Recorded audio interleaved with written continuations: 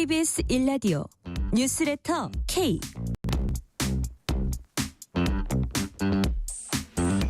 안녕하세요. 뉴스레터 K 진행하는 전종철입니다. 이재명 대통령이 제70회 현충일 추념식에 참석해서 보훈은 국가의 책임이라며 모두를 위한 특별한 희생에는 특별한 보상이 따라야 한다고 강조했습니다. 여야도 현충일의 의미를 한 목소리로 되새겼습니다. 대통령실은 정책실장과 경제성장수석 등 주요 참모진 인선을 발표했습니다. 정치 토크 코너에선 참모진 인선과 내각 인선 전망 등을 짚어보고 민주당의 세 가지 특검 추진과 각종 사법 관련 입법에 대한 여야 입장도 살펴봅니다. 이재명 대통령이 취임 후 내린 첫 행정명령은 비상경제 TF 구성 지시였습니다. 인터뷰 코너에선 우석진 명지대 경제학과 교수를 만나서 새 정부의 경제정책 방향을 알아보겠습니다. 홍명보 감독이 이끄는 한국 축구대표팀이 이라크와 원정 경기에서 2대0으로 승리하면서 11회 연속 월드컵 진출을 확정지었습니다. 뉴스레터 브리핑에서 전해드립니다. 뉴스레터 K 지금부터 시작합니다.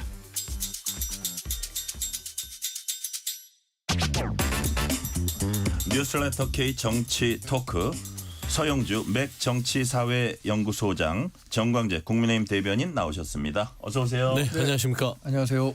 자, 오늘 휴일에 또 시간 내주셔서 감사드립니다. 자, 70회 현충일 추념식 이재명 대통령 국가 유공자 유가족 등에 대한 예우 지원을 강조했습니다. 자, 서영주 소장님 네. 오늘 이 대통령 주요 발언 어떻게 들으셨죠? 혹시 일단은 예. 두터운 보훈 정책에 대한 확고한 의지 부분이고요. 네. 70회 현충일 기념식 자체가 이게 취임한 지 이틀이 지나서 이렇게 시행됐다는 것들이 이재명 대통령이 얘기했던 어떤 국가의 이익에 있어서는 진보 보수가 없다. 그리고 앞으로의 미래지향적인 부분들이 있어서는 정말 보훈을 두텁게 하는 것처럼 국가에 헌신하는 부분들에 있어서는 정말 사각지대 없이 챙기겠다. 좀 그런 의미들을 얘기하신 걸 보면서 조금 이 국가의 미래 비전 자체가 이념으로 치닫지 않고 국익에 충실하기 위해서는 서로 간에 손을 잡고 가자. 네. 그런 얘기들을 하신 것 같고요. 눈에 띄었던 거는 특별한 인생에는 특별한 보상이 필요하다라는 것들. 그거는 우리 모두가 정말 우리 나라를 위해서 헌신하는 분들에게 있어서 고마워하자. 저는 그런 부분으로 좀 각별하게 다가섰습니다. 네. 정광재 대변님은 기억에 남는 좀 주목해 볼 만한 발언 혹시 기억에 남는 장면 같은 거 있었어요? 장면보다는 이재명 대통령의 말 몇 마디는 인상적이었습니다. 그리고 보훈과 안보에 관한 한 저는 여야도 또 정쟁의 여지도 없다고 생각합니다. 네. 보훈과 관련한 정책을 강화하고 희생하신 분들에 대한 예우를 더 높이겠다는데 어떻게 이견을 달 수 있겠습니까? 이 특별한 희생에는 특별한 보상을 하겠다라는 말씀은 이재명 대통령이 굉장히 자주 하는 말씀이에요. 경기 북부나 강원도 방문할 때마다 지난 70여 년간 분단 과정에서 경기 북부와 강원도가 네. 특별한 희생을 한 만큼 특별한 보상을 받을 수 있는 정책을 내겠다라고 하셨는데 그쪽은 우리 정광재 대변인이 잘하시잖아요. 그래서 제가 말씀드리는 겁니다. 그래서 지금 이렇게 말씀 잘하셨으니까 저는 특별한 희생을 한 지역 분들에 대해서는 많은 관심을 더 불러일으키고 모자람이 없는 그런 지원이 이루어졌으면 하는 바람입니다. 네. 자, 그렇다면 서영주 네. 소장님 이게 정부 차원에서 이제 보상을 현실화하는 게 좀 조속히 이루어질 거라고 보세요. 그렇죠. 특히나 이재명 대통령은 속도를 굉장히 중요시 여기기 때문에 본인이 공약으로 걸었던 보훈 정책에 대해서 그러니까 그전에는 본인 말고는 지원이 좀 빈약했던 부분에 있어서 보훈용사 참전용사들에 대한 배우자까지도 좀 나름대로 지원을 하겠다라는 공약들이 진행될 가능성이 높고요. 사실상 지금 이 보훈 대상자들 부분들의 지원이요 좀 빈약합니다. 사실 국가에서 보훈 어떤 지원금을 주긴 하나 또 지자체별로 그게 또 다 달라요. 그래서 그런 것들을 조금 두텁게 할 필요가 있다는 점에서는 아마 신속하게 이런 것들은 입법과 정책들이 일치가 돼서 현실화될 수 있도록 하는 것들 그리고 그 대상자들이 대부분 고령화가 돼 있습니다. 네. 보니까 전체 이 보훈 대상자 중에 한 70~80%가 굉장히 고령화돼 있기 때문에 고령화됐다면 몸이 많이 아프실 거 아니에요. 그러면 그렇죠. 의료의 어떤 여러 가지의 혜택들이 필요할 것이고 또 의료 지원책들이 현실적으로 필요해서 그런 부분을 또 언급을 하셨어요. 그래서 뭐 주치의제도라든지 보훈 어떤 대상자에 대한 인력 전담 병원 자체도 좀 확충할 필요가 있다라고 했기 때문에 저는 그런 부분들이 눈에 띄게 빠르게 조금 그 정비되지 않을까 그래 보입니다. 정광희 대변인 이런 뭐 국가 유공자 유족 이런 예. 보상 추진은 여야 간에 별 이견이 없습니까? 그렇죠. 사실 그 보훈처를 네. 국가보훈부로 격상시킨 것도 우리 그 국민의힘이 집권했었던 윤석열 정부 시절에 있었던 일이고요. 22대 국회가 처음 열리자마자 보훈수당 현실화 패키지 4법을 발의한 것도 우리 네. 당입니다. 또 유영원 의원이 전사 당시의 계급이 아니라 추서된 계급으로 유족연금을 받을 수 있는 법안도 22대 국회에서 조기에 통과시키면서 사실 뭐 민주당과 그 국민의힘은 보훈과 관련해서는 아주 세련된 경쟁을 해야 한다고 생각합니다. 사실 이 보훈 정책과 안보에 관한 한 보수 정당이 훨씬 더 경쟁력 있고 더 열심히 노력했던 거 아니냐라는 인식 갖고 있잖아요. 민주당도 그렇기 때문에 이 부분에 대해서 더 많은 관심을 갖고 있는 것으로 생각하고요. 저희 돌아가신 아버님과 살아계신 장인어른 모두 국가 유공자십니다. 저희 아버지도 그렇습니다. 그렇습니다. 6.25 참전 용사. 예, 6.25 참전 용사로 아까 서 소장님 말씀하신 것처럼 이제 그분들이 대부분 고령이 돼서 90 넘으신 분들도 많고 또 다수의 분들은 월남전 참전 용사분들이에요. 네네. 이런 분들이 사실 노인 빈곤 문제가 심각하잖아요. 네. 이런 그 노인 빈곤에 시달리지 않을 정도로 보훈 정책에 관한 한 좀 더 많은 정부 차원의 관심 있어야겠죠. 네. 오늘 대통령실 참모 인선이 있었습니다. 정책실장, 경제성장수석, 뭐 수석급 재정기획보좌관, 뭐 사회수석 이렇게 쭉 발표가 됐는데 서영주 소장님 네. 좀 일단은 가장 관심 가는 건 정책실장이에요. 이게 어떤 분인지 잘 모르는 분들도 있을 것 같아요. 네네. 기재부 1차관 출신이고요. 네. 일단은 그 기재부에서 거시경제 쪽에 전문성을 가지고 기재부 내에서도 전문성을 인정받았던 분으로 알려져 있습니다. 네. 그리고 이제 경제성장 비서관.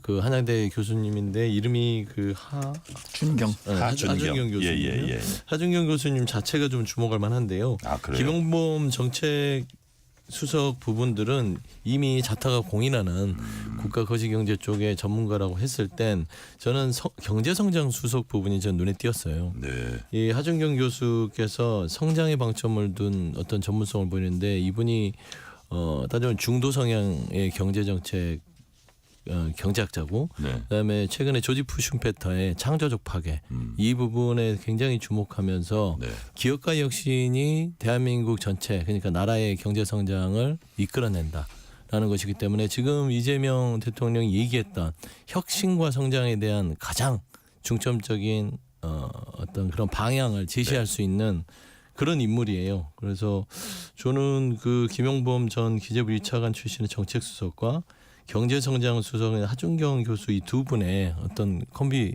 플레이가 네. 결국에는 이재명표 혁신과 성장의 모델을 이끄는 어떤 주축이 되지 않을까 저는 좀 그렇게 평가하고 있습니다. 자, 서영주 소장님이 평가해 주셨고 정광재 대변인 오늘 첫 대통령실 참모 인선 어떻게 평가하십니까? 저는 그 경제 라인에 전문가 그룹을 일선에 배치한 것은 상당히 긍정적으로 평가합니다. 이번에 새로 보직을 맡게 된 분은 저는 뭐 개인적으로는 좀 잘 아는 분들이에요. 아, 김용범 그래요? 차관이나 왜냐하면 제가 기재부 출입할 때 예, 금융위원회 부위원장을 지내신 분이고 저는 그 김용범 그 수석을 임명하는 데 있어서는 일종의 그 지역 안배도 있었다고 봅니다. 지금 대통령실 인선과 김용범 실장. 네, 김용범 실장. 네. 왜냐하면 호남 출신의 이렇다 할 인물이 지금 기용되지 않고 있었거든요. 근데 김용범 실장 같은 경우는 전남 무안이 고향이고 네네. 대표적인 그 관가에서 호남 관료로 이제 일종의 좌장 역할을 했었었고 네. 문재인 정부 시절에도 상당히 많은 활약을 했었기 때문에 어느 자리에 갈지 그게 관심이었지 분명 중용될 거라고 전 생각은 했었고요. 네네. 또 하준경 교수도 그 제가 예전에 다니던 회사에 시청자위원을 하셔면서 네. 많이 좀 대화도 나누기도 했었는데 오래전부터 이재명 후보 대통령에게 그 경제정책과 관련한 조언을 많이 했던 분이기 때문에 아마 이재명 대통령도 제일 믿고 쓸 수 있는 사람들을 경제형 일선에 네. 배치한 게 아닌가 싶습니다. 자, 서영주 네. 소장님께 이분 한번 여쭤볼게요. 네. 국정기획위원회 위원장 이게 이제 일종의 인수위 역할을 한다 그러던데. 그렇죠. 그 민주연구원장도 네네. 지내시고요. 이한주. 이재명 대통령의 정책 멘토로도 불리더라고요. 뭐 기본소득이라든지 뭐 여러 가지 그 개념들. 네. 이분은 어떤 분입니까? 일단 성남시장 시절부터 네. 이재명 대통령과 정책과 관련된 호흡을 아주 긴밀하게 나눴던 분이고 경기도에서도요. 네네. 정책 관련해서 옆에서 이제 서포트를 하셨던 분이에요. 그리고 이제 최근 들어서는 민주연구원장을 하면서 전체적으로 이재명 대통령이 제시하는 경제정책의 큰 축, 이 기본 소득, 네. 기본 사회, 그다음에 전국민 민생회복지원금이라든지 특히나 뭐 종부세나 상속세에 대한 완화 부분에 대한 정책 아이디어들 네. 이런 것도 이 이한주 국정자문위원장 머리에서 나왔다고 네. 뭐 알고 있기 때문에 네네. 사실상 이제 정책의 큰 줄기의 흐름 방향들은 이한주 이 국정기획위원장에서 비롯된다고 할 수 있겠고요. 네. 이분이 굉장히 기획통이에요. 정책적인 어떤 학문적 영역도 뭐 능력이 있다고는 하나 이분이 어떤 새로운 어떤 기발한 아이디어들이 많아서 네. 이재명 대통령이 많이 좀 믿고 의지하는 분이라서 한때 그 정책실장으로도 이렇게 거론이 됐었어요. 그죠? 네, 그렇죠. 예, 예. 그래서 일단은 이제 정책실장으로도 뭐 손색이 없는 분이긴 하나 지금 이제 국정기획위원장을 맡겨놓은 이유는 전반적인 어떤 국정의 밑그림. 네. 그러니까 이재명 정부의 5년에 있어서의 꼭 경제 분야이 아니더라도 다른 정책 분야의 밑그림들을 아이디어를 내서 좀 논의해서 좀 그림을 그리라고 중책을 맡겨놓은 것 같은데요. 저는 뭐 나쁘지 않은 인선인 것 같아요. 왜 그러냐면 지금 현재 이재명 정부가 어수선한 상황 속에서 지금 출범을 했고요. 네. 인수위도 없는 상황이었고 그렇기 때문에 본인과 가장 일단 호흡을 맞출 수 있는 신속하게 뭐 논의할 수 있는 분이 앉아 있는 게 맞지. 뭐 새로운 어떤 전문가를 데려다 놓고 또 호흡을 맞추는 시간을 낭비할 시간이 없잖아요. 그래서 네. 저는 이한주 국정기획위원장 뭐 적절한 포인트에 인선이다 그렇게 평가하고 싶습니다. 오랫동안 호흡을 맞춰온 예. 분들. 자, 다음 질문으로 넘어갈게요. 저 행안부 장관의 일부 언론 보도입니다. 친문 핵심으로 대선 경선 주자였던 김경수 전 경남지사가 검토되고 있는 것으로 전해졌습니다. 서영주 소장님 예. 어떻게 평가하십니까? 그러니까 지금 현재 보면은 아마 이번 1기 내각의 인사들은 아마 정치인 출신들이 많이 될 것이고요. 네. 그거는 앞서도 얘기했지만 지금은 이제 통합의 시간보다는 회복의 시간에 방점을 둘 겁니다. 그래서 이재명 대통령이 조금 폭넓게 진보 보수 진영 가리지 않고 능력 있는 분들을 좀 데려다 쓰고 싶겠으나 지금은 니란 사태에 대한 부분도 빨리 끝내야 되고요. 그다음에 이 비상경제 회의를 행정명령을 내렸듯이 비상 상황으로 경제를 좀 안정시켜야 되기 때문에 결국엔 정치인 출신들의 강요 또 본인과 여러 가지로 굳이 말하지 않아도 눈빛만 봐도 어떤 행정정책에 있어서 네. 그런 부분을 수행할 수 있는 사람들을 임명한다는 측면에서는 김경수 전 지사는 나름대로 안정적인 어떤 행정 능력을 가지고 있고요. 경남지사도 했었고요. 비명에 대한 배려 측면도 있습니까? 비명에 대한 배려를 지금 생각할 건 아닌 것 그건 같고요. 아니에요. 또 김경수 전 지사가 비명이라고 분류되기에도 쉽지 않은 게 저번에 이제 경쟁자로 뛰긴 했어도 그렇게 이재명 당시 후보에게 뭐 나를 세우는 어떤 메시지를 낸 적도 없고 이번에 총괄선대위원장을 맡으면서 네. 좀 몸이 부서져라 불경해서 열심히 성공으로 했던 역할이 있었기 때문에 좀 그런 하마평에 오르지 않았을까 하는데요. 네. 김경수 전 지사가 비명이다. 이제는 대통령이 됐는데 비명 친명은 아마 민주당 내에서 없어지지 않았을까 봅니다. 당 대표가 아니고 대통령이죠. 예. 자, 정광재 대변인, 네. 김경수 행안부 장관 후보자 어떻게 네. 평가하세요?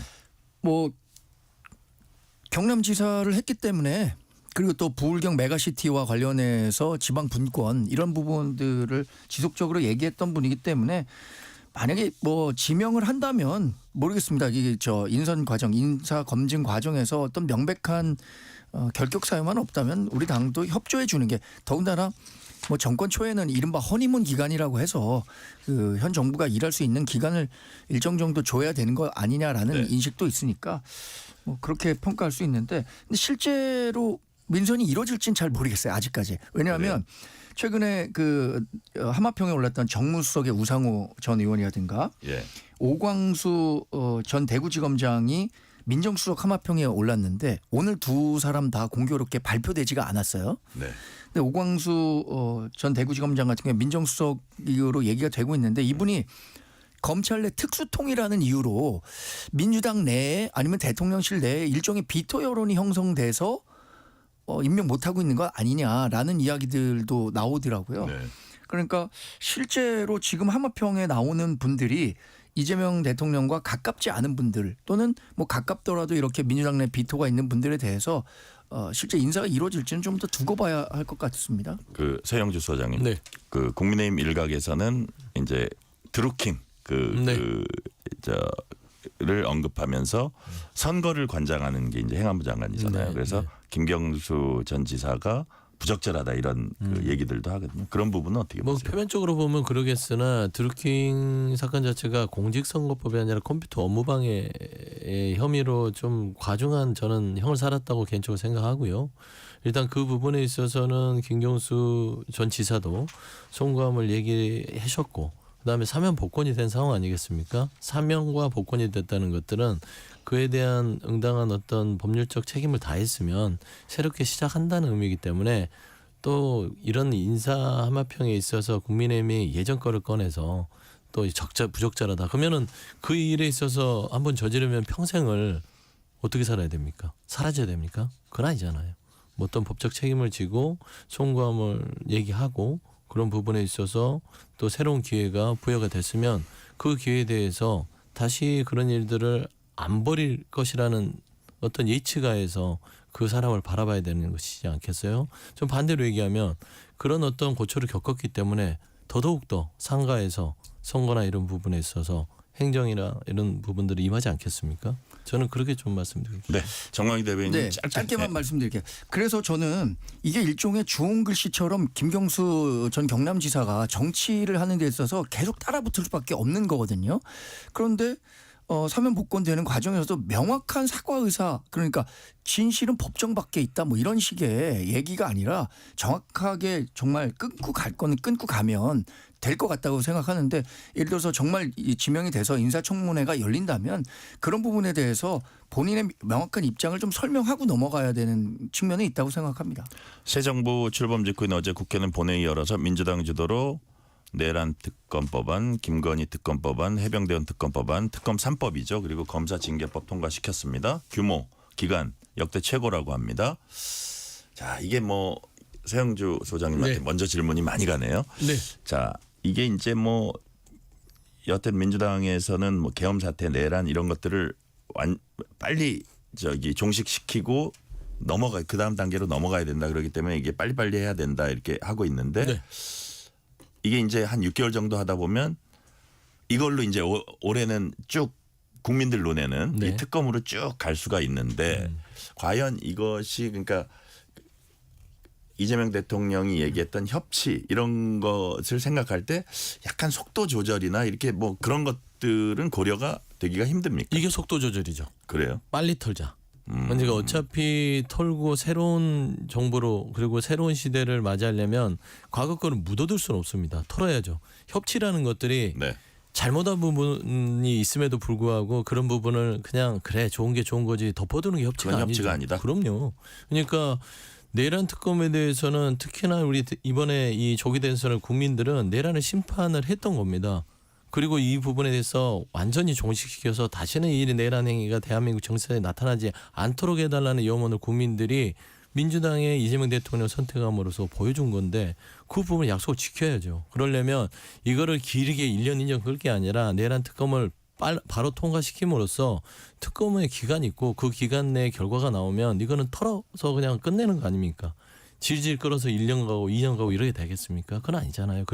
그래서 이거를 속도 조절을 해주는 것이죠. 빨리 털겠다. 네. 그다음에 김건희 특검이나 최상병에 대한 특검 자체도요. 이게 지난 정권에서 본인과 본인 배우자에 관련됐다고 해서 권력으로 이걸 막아섰던 겁니다. 그래서 국민적인 의혹이 있는 것이고 이거는 검찰이 수사를 지지부진하게 했던 부분이 있기 때문에 이 부분도 이제 새로운 시대로 나가려면 털고 나가야 돼요. 이거를 뭐 협치의 대상으로 어떤 내고의 대상으로 저는 둬야 될 문제는 아니라고 보기 때문에 이거는 대한민국을 위해서도 특히 국민의힘을 위해서도 저는 뭐 민주당과 이재명 대통령께서 뭐 결단하고 털고 가겠다라는 배려지 않을까 저는 생각해요. 그래서 이런 의미에서 국민의힘도요. 언제까지 윤석열, 김건희 이 두 부부의 인질로 잡혀서 한 걸음도 못 나가면 되겠냐는 측면에서는 그 국민의힘 내부에서 이 특검법에 찬성한 의원들도 그런 의사하지 않았을까 저는 생각합니다. 네, 장광희 대변인. 글쎄 뭐 민주당이 추진하고 있는 특검 법안이 국민의힘에 대한 배려라고 생각하기는 좀 어려울 것 같습니다. 이 파견 검사가 120명이고 수사팀이 한 600명 정도 된다 그래요. 저는 3개 특검 가운데 뭐 조금 나눠서 볼 필요는 있다고 생각합니다.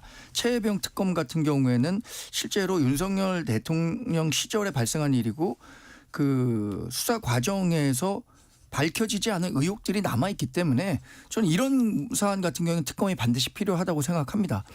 그런데 지금 내란 특검과 김건희 여사와 관련한 것은 수사가 막 진행 중이거든요. 그리고 내란 특검과 관련해서는 특히 내란 행위와 관련해서는 윤석열 전 대통령을 포함해서 법적인 사법적인 그 재판도 진행되고 있어요. 그래서 이 재판 과정에서 실체가 다 드러나지 않으면 그때 특검하는 거 아닌가요? 원래 특검이라는 게 예외적으로 실제 사법적 체계 내에서 진실 규명이 되지 않았을 때 활용하는 카드인데 이것을 너무 이 특검 만능주의로 가져가는 것 아닌가라는 생각 때문에 반대했고요. 우리 당에서는. 그리고 불과 뭐 몇 달 전까지만 하더라도 위헌적 요소 때문에 거부권을 행사했던 법안인데 우리가 이걸 뭐 당론을 바꿔서 찬성하기는 어려웠다고 생각합니다. 네. 지금 말씀 들으니까 이제 검찰 인사권을 갖게 됐잖아요. 네. 대통령이. 그리고 어차피 그 검사들도 다 검찰청에서 이제 파견돼 올 텐데 그렇습니다. 검찰에서 하면 안 됩니까? 검찰이 안 하니까 특검을 하는 거죠. 그러니까 뭐 수사 중간에 하는 특검이 없다. 수사 중간에 하는 특검들이 많이 있었고요. 검찰이 의도적으로 본인들의 어떤 직무를 해태하면서 수사를 안 하죠. 제가 설명을 해드릴까요? 내란 특검 지금 뭐 윤석열 전 대통령과 나머지 사람들이 재판받고 있다고요? 그분들밖에 내란에 가담 안 했습니까? 수사를 안 하잖아요, 검찰이요. 안 하니까 특검을 통해서 샅샅이 내란에 책임 있는 사람들은 책임을 물어야 되는 것이고 그게 국민들이 받은 고통에 대한 응당한 보상이다. 아니 국민들이 사실상 12월 3일 날 그 비상계엄의 불법 속에서 6월 3일 새로운 정부가 탄생하는 180일 동안 일상을 빼앗긴 건 어떻게 보상받습니까? 그러면 그 11명만 재판을 통해서 처단을 받으면 끝나나요? 그렇지 않죠. 저는 당시에 상당 부분 많은 사람들이 내란에 여러 가지로 가담을 했을 것이고 거기에 대해서 피해가서는 안 된다고 봅니다. 그래서 이 같은 일에는 정말로 그 자리에 공무원이고 지시를 받는다 하더라도 이 부분들은 단호하게 거절했어야 됨에도 불구하고 슬며시 거기에 가담해서 내란이 성공하기를 바랬던 사람들은 거기에 대한 책임을 물어야 되고요. 사실상 검찰이 김건희 씨에 대한 수사 압수수색 한 번 하고 나서 뭐 하고 있죠? 아무것도 안 했잖아요. 주변 사람 탈탈 털어야 될 거 아닙니까? 이재명 대통령 당시 후보실에도 그랬고 민주당 인사들 털 때도 송영길 전 대표도 그렇고요. 그 인턴 비서까지 압수수색을 해서요. 다 참고인 조사하고 소환 조사했습니다. 네. 그럼에도 불구하고 김건희 씨 지금 압수수색한 대로 소환 조사합니까? 소환할까 말까 계속해서 심우정 검찰총장이 머뭇거리잖아요. 그런 검찰을 이제 강제로 일을 시키려면 특검을 발족을 시켜야 놀고 있는 검사들 와서 특검 들어오셔가지고 일하셔라. 그런 겁니다. 저 놀고 있는 검사들은 아니 그냥 보기에는 그래요. 놀고 있는 검사들이죠. 뭐. 검사들 이제 듣기에는 좀 그럴 수 있고요. 그래서 재수사가 진행 중이잖아요. 김건희 여사도 소환 조율하고 있다고 하는데 그게 이제 뭐 대선에 미치는 영향 등을 고려해서 조율이 된 것으로 알고 있고 뭐 내란 특검이라든가 김건희 특검을 통해서 밝히려고 하는 바 그것이 지금 그 수사 당국이나 검찰에서 하고 있는 바와 저는 뭐 나중에 보더라도 크게 다르지 않을 거라고 생각합니다. 예, 비슷하지만 좀 다른 주제. 자, 이제 국민의힘에서 이건 방탄 입법이다 이렇게 비난하는 게 공직선거법 개정안, 뭐 이재명 대통령 면소시킬 수 있는 그런 법안, 대통령 취임 시 재판 중지시키는 형사소송법 개정안, 이것도 이제 처리될 걸로 보이는데, 특히 이제 18일 날 그 선고가 있기 때문에 아마 정청래 위원장은 날짜까지 거의 박았어요. 12일쯤 이제 처리할 거라고 얘기를 했는데, 자, 이게 민주당에서는 서영주 소장님 이런 얘기를 많이 합니다. 이제 1,700만 국민 절반에 가까운 지지를 받아서 대통령이 되는데 그 대통령이 재판 왔다 갔다 하는 게 이게 말이 되냐. 그렇기 때문에 이게 우리가 미비한 부분은 법률로 이렇게 바치는 거다. 근데 이게 법 자체로 보면 어떤 법을 여하튼 어떤 사람을 위해서 그게 면소되고 죄가 안 되게 하고 재판을 안 받게 하고, 이게 평균적인 국민들이 다 납득을 할까요? 뭐 그런 오해가 있을 수 있는 거라서 아마 공직선거법은 속도 조절을 하는 것 같고요. 다만 이제 형사소송법은 헌법에 명시된 부분들이 애매하잖아요. 네. 그러니까 그 내란과 외환이 아닌 거 외에는 기소 이제 소추되지 아니한다 이건데, 결국엔 그거를 이제 검찰의 기소냐, 공소냐, 아니면 재판까지를 포함하느냐 부분이 미진하기 때문에 형사소송법의 그 부분을 보완을 하는 보완입법이에요. 사실상 이 부분들은 국정안정을 위해서라도 명확하게 해주는 게 맞죠. 이거는 뭐 보호하기 위해서가 아니라 그 누가 대통령이 되더라도 이런 사례가 있다면 대통령직을 수행하는데 재판이 진행된다면 국민들이 불안해할 것이기 때문에 이런 부분들은 재판 사법부가 판단할 영역이고요. 네. 공직선거법 부분도 정치관계법상에 있어서의 여러 정치인들이 행위에 대해서 과도하게 적용이 되면 여야 막론하고 직을 상실하게 되는 경우들이 많다. 이 부분들은 행위에 대해서 삭제하는 게 어떠냐라는 것은 여야 공히 논의되어 왔던 거예요. 이게 이제 우연치 않게 이재명 대통령이 당시의 대표 시절에 이와 관련된 재판을 윤석열 정부에서 받게 되면서 대응 논리로 하면서 이거를 그러면은 이거 행위 부분을 삭제해야겠다라는 것이었는데, 이 부분이 오해가 있으니 일단은 이 부분은 아마 다음 본회의에서 처리를 안 할 가능성이 높습니다. 네. 제 개인적인 추측이지만, 그러면 형사소송법 부분들은 사실상 이거를 하면 또 국민의힘이 가만히 있겠습니까?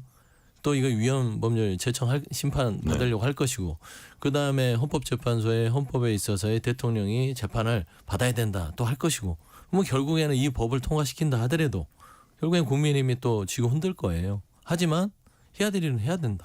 요거는 어떻게 되세요? 그 오늘 박찬대 원내대표가 법원 조직법 있잖아요. 네네. 그 대법관 증언하는 이거 조금 숙려 기간을 숙려하겠다 이렇게 얘기를 했거든요. 네. 요거는 좀 더 호흡이 길어지지 않을까요? 어떻게 보세요? 대법관 증언 부분들은요, 사법개혁의 일환으로서 여러 차례 오랜 기간 논의되어 왔던 겁니다. 네. 갑자기 뭐 이 하늘에서 이재명 대통령이 되면서 뭐 법원을 흔들기 위해서 있던 게 아니고요. 사실 내용을 들여다보다 보면은 한 번에 또 증언하는 것도 아니지 않습니까? 1년에 4명씩 해 가면서 이 대법관의 증언 자체가 어떻게 법률 서비스의 효능을 발휘하는지를 지켜보자는 거예요. 법률에는 그런 거 아니에요? 14명에서 3만 건의 어떤 사건들을 처리하지도 못해서 네. 결국에는 대법원의 어떤 판결 자체를 못 기다린, 아니 받지도 못하는 국민들이 늘어난다는 거. 사법권이 판사와 검사의 전유물이 아니지 않습니까? 결국에는 사법권 자체도 국민이 부여한 권한이기 때문에 국민들한테 서비스가 제대로 지어지지 않는다면 증언을 해서라도 서비스를 해줘야죠. 자, 정광규 대변인님은 네. 이런 논란 어떻게 보세요? 소장님께서 지금 정말 너무 잘 말씀해 주셨어요. 형사소송법 같은 경우에는 당연히 민주당이 지금 국회 내에서의 압도적인 절대 다수 의석을 바탕으로 무리해서 통과시킨다고 하더라도 결국에는 헌법재판소에서 위헌소송을 받게 될 거예요.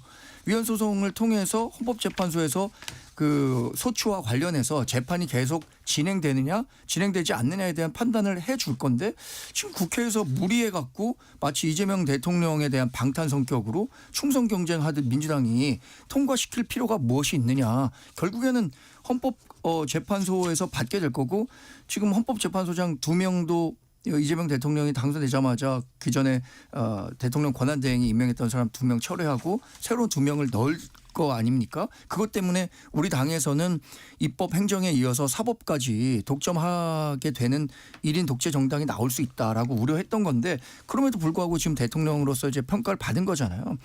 형사소송법이라든가 공직선거법 관련해서 대통령이 이해 당사자잖아요. 이 법에 만약에 통과되면 제일 혜택을 보는 사람이 이재명 대통령인데 그렇다면 본인 문제에 관해서는 더 엄격한 잣대를 적용하려는 그런 태도를 보이는 것이 국민들로 보기에는 오히려 더 정당성을 인정받을 수 있지 않을까. 전 그런 생각을 전해드립니다. 아니 그러니까 저는 네.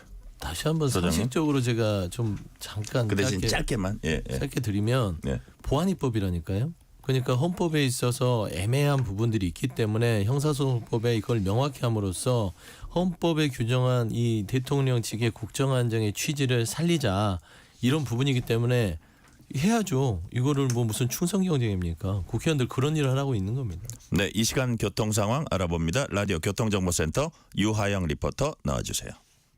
네, 이 시각 교통정보입니다. 휴일인 오늘 고속도로는 지방 방향 정체가 길었습니다. 여전히 경부고속도로 부산 방향 목천에서 청주까지 한 번에 27km 막히고요. 서해안고속도로 목포 쪽으로 서평택에서 서해대교까지 정체입니다. 반대 서울 방향 서평택 분기점에서 발안까지 막히고요. 서서울 요금소에서는 사고 처리하고 있습니다. 더 가서 광명역에서 금천까지 밀리고요. 강원도로 향하는 길도 여전히 많이 혼잡합니다. 서울 양양고속도로 양양 쪽으로 남양주요금소에서 서종까지 막히고요. 화촌 8터널에서 서석터널까지 밀립니다. 반대 서울 방향 동홍천 부근 갓길에선 사고 처리하고요. 서종 부근 1차로에서도 사고 났습니다. KBS 교통정보센터였습니다. 퇴근길 당신과 함께 읽는 세상 이야기 KBS 1라디오 뉴스레터 K 문자 샵 9730 짧은 문자 50원 긴 문자 100원 어플리케이션 콩은 무료 유튜브 KBS 1라디오 계정 채팅창도 열려 있습니다.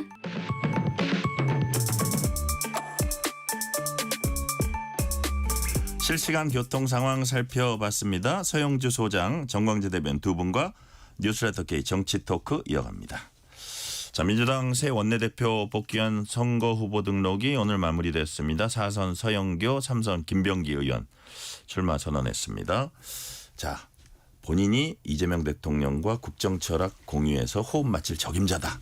이 점을 아마 많이 강조할 거예요. 네, 그렇죠. 당원들 지지까지 얻으려면 누가 친명이라는 얘기는 일단은 접어두고 대통령과 가까운 호흡을 얼마나 잘 맞출 수 있나 이게 포인트가 되겠죠. 뭐 그렇죠. 지금 현재 민주당에 남아 있는 이제 하나의 큰 행사가 당 대표 선출과 네. 원내대표 선출이죠. 그렇죠.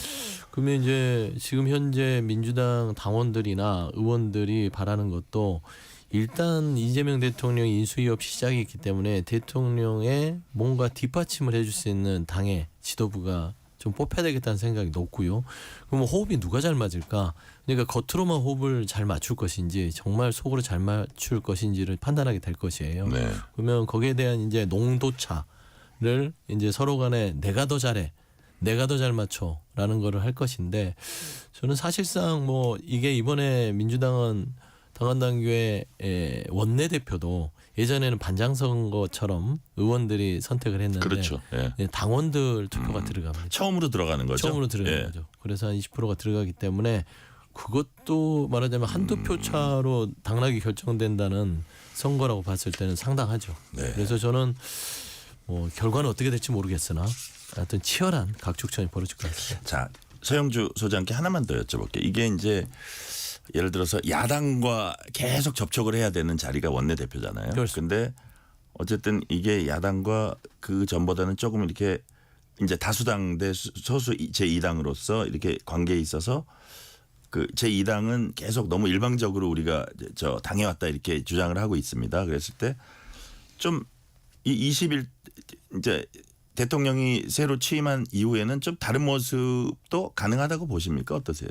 그거는 이제 뭐 조금 지난 윤석열 정부하고 다른 양상은 그때는 야당이었던 민주당이 대통령에게 만나자고 여러 번 졸랐던 것이고 대통령이 안 만나줬던 거지만 지금은 반대일 거예요. 이재명 대통령이 만납시다 하는데 야당에서 안 만날 공산이 크다. 그래요? 그렇죠. 근데 이제 만나냐 안 만나냐는 것은 또 국민의힘에게 달렸어요. 지금 국민의힘이 아직 안에 혼란이 수습되지 않은 것 같아요. 그러면 또 어떤 지도부가 들어서냐에 따라서 그 야당과 여당의 협치의 어떤 가장 큰 키포인트는 국민입니다. 민주당과 이재명 대표는요. 협치 얘기를 이미 국민한테 약속을 했고 통합 약속을 했기 때문에 언제든 만나자는 겁니다. 첫날도 벌써 비빔법 회동 통해서 김용태 비대위원장하고 천하람 개혁신당 대표에게 시간 좀 내주십시오. 언제든지 좀 자주 만납시다. 잘 모시겠습니다. 잘 모시겠습니다. 돼 있잖아요. 그리고 만났잖아요. 일단 말만 한 게 아니라. 그렇기 때문에 저는 국민의힘의 변화에 따라서 여야 협치는 또 여러 가지 양상이 펼쳐질 가능성이 크다. 정광재 대변인. 네. 지금 협치는 국민의힘에 달려 있다. 뭐 당연히 협치해야죠. 예. 이재명 대통령이 적극적으로 협치 의사를 밝혔으니까 그 의사를 국정을 운영하는 과정에서 지속적으로 유지해 주기를 바라고요. 네. 우리 당의 지도 체제가 앞으로 아마 큰 변화가 있을 겁니다. 그렇게 돼서 정식 당 대표가 확정이 되면 지금 말만 할 것이 아니라 앞으로 자주 만나갖고 국정 협의하면 국민들이 보기에도 참 좋을 것 같아요. 지금까지 저는 우리 거대 양당 정치가 누가 더 잘 못하느냐 이래갖고 누가 이 차악이 되느냐 이 경쟁을 했다면 정말로 앞으로 누가 더 잘해서 국민들로부터 잘하는 정당을 평가받을 수 있는 그런 경쟁 구도로 가야 된다고 생각하고 그런 경쟁이 이루어질 때 우리 한국 정치도 발전하고 대한민국도 발전할 수 있다고 생각합니다. 서영주 소장님께 하나만 더 여쭤볼게요. 이제 당대표도 선출해야 되잖아요. 네. 박찬대 원내대표, 정청래 법사위원장 거론되고 있습니다. 네. 이 두 분 나올까요? 나오실 것 같아요. 그렇죠. 예, 이게 뭐 언론에서도 언론이지만 저도 개인적으로 여러 두 분 나오면 불꽃 튈 것 같은데 어때요? 정청래 의원이 원래 그 대표적인 당 대포라는 별명이 있잖아요. 예. 뭐 대포에는 불꽃이 튀겠죠. 그런데 사실상 이 집권 여당이 됐고 또 민주정부 4기의 첫 지도부는 굉장히 그 의미가 크지 않습니까? 예. 그리고 2년짜리가 될 가능성이 크고요. 그랬을 때 또 지방선거에 대한 공천권까지 갖게 되고 당연히 불꽃이 튀겠죠. 근데 이 두 분 말고 또 여기 도전장을 내밀 만한 분이 있어요? 지금 현재는 그렇게 이게 양강으로 대충 보이죠? 양강으로 갈 가능성이 큽니다. 왜냐하면 여기에 뛰어들어봤자 예. 괜히 그 저기 강물에다 조약돌 하나 던지는 거 비슷한 그 출마가 될 수 있어서 둘 다 강해요. 네. 그리고 이 당원들에 대한 지지세도 세기 때문에 일단 누가 될지 모르겠으나 뭐 개인적으로는 어디가 조금 더 우세를 보이는지는 판단할 수 있으나 네. 지금은 아직 시작도 전이기 때문에 말을 아끼겠습니다. 자, 지금부터는 제가 정광재 대변인한테 질문을 좀 네. 더 할 것 같아요. 네. 자, 국민의힘 상황을 좀 보죠. 국민의힘도 어쨌든 오는 16일 목표로 해서 차기 원내대표 이제 선출을 하려 그러는데 이게 좀 파열음 같은 게 나오고 있어요. 이게 일종의 설이기도 하고 한데 친한동계 의원들이 권성동 원내대표가 새 원내대표 선출 전에 차기 비대위원장을 사실상 지명하려 한다 주장했고 뭐 본인은 뭐 그게 아니라고 하긴 했는데 자 사퇴 의사 밝혔는데 지금 역할을 하고 있는 거예요? 정확히 모르겠어요 그걸. 근데 원내대표의 예. 주요 업무가 예. 그 양당 간의 그 국회 의사 일정 조율을 하는 거거든요. 그리고 협상할 일이 있을 때 협상하는 건데 지금 어제 사퇴 의사를 밝혔기 때문에 오늘 내일 뭐 아니면 앞으로 며칠간 그런 일정이 없을 것 같아요. 일단 그러면 빨리 이 후임자를 뽑아야 원내대표의 자리를 넘겨줄 수 있는 건데 지금 16일로 공고를 하겠다고 하는 거잖아요. 빨리 후임자를 뽑는 게 중요하다고 생각하고 예. 그 권성동 원내대표가 김용태 비대위원장에 같이 동반 사퇴하자. 예. 그래서 그렇게 되면 사퇴가 바로 이루어지는 비대위원장은 다음 비대위원장을 지명할 권리가 없고 반대로 바로 사퇴가 이루어지지 않는 원내대표는 지명권이 생기기 때문에 그런 일이 발생했다라는 얘기를 평가를 듣는 거잖아요. 예. 그와 관련해서는 권성동 원내대표가 전혀 추호도 그런 뜻이 없었다라고 하지만 예. 일각에서는 그런 의심의 눈초리를 갖고 있는 것 같아요. 네. 자 그렇다 이거죠. 예. 아니, 서영주 근데 소장님. 이제 뭐 예. 정치를 안 해본 사람들도 아니고 정당에 안 있어본 사람도 아닌데 권성동 원내대표가 사퇴 의사를 밝힌다. 저는 듣도 보도 못했습니다. 정치인이 선언을 하면 그걸로 사퇴하는 거예요. 그리고 말씀한 대로 여야 원내대표가 만나서 일정 조율할 일이 없다고 하면 더더욱 원내대표 선거요. 당대표 선거 아니잖아요. 빠르면 하루, 이틀이면 됩니다.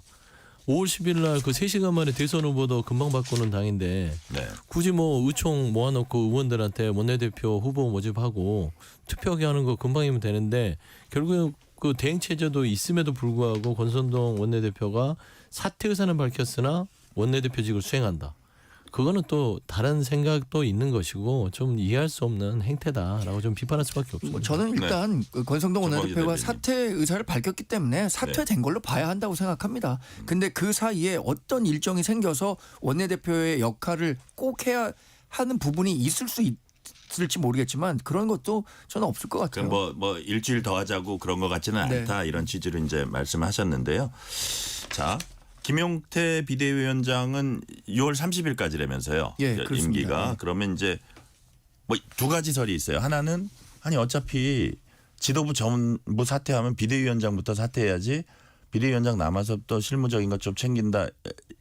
왜 그러냐 이런 그 어떤 지적이 있고 예. 반면에 아니 비대위원장 지금 좀 실무적인 거 챙기는 게 이게 뭐 그렇게 천하대세 지금 중요한 일이냐. 어떻게 보세요 이 부분?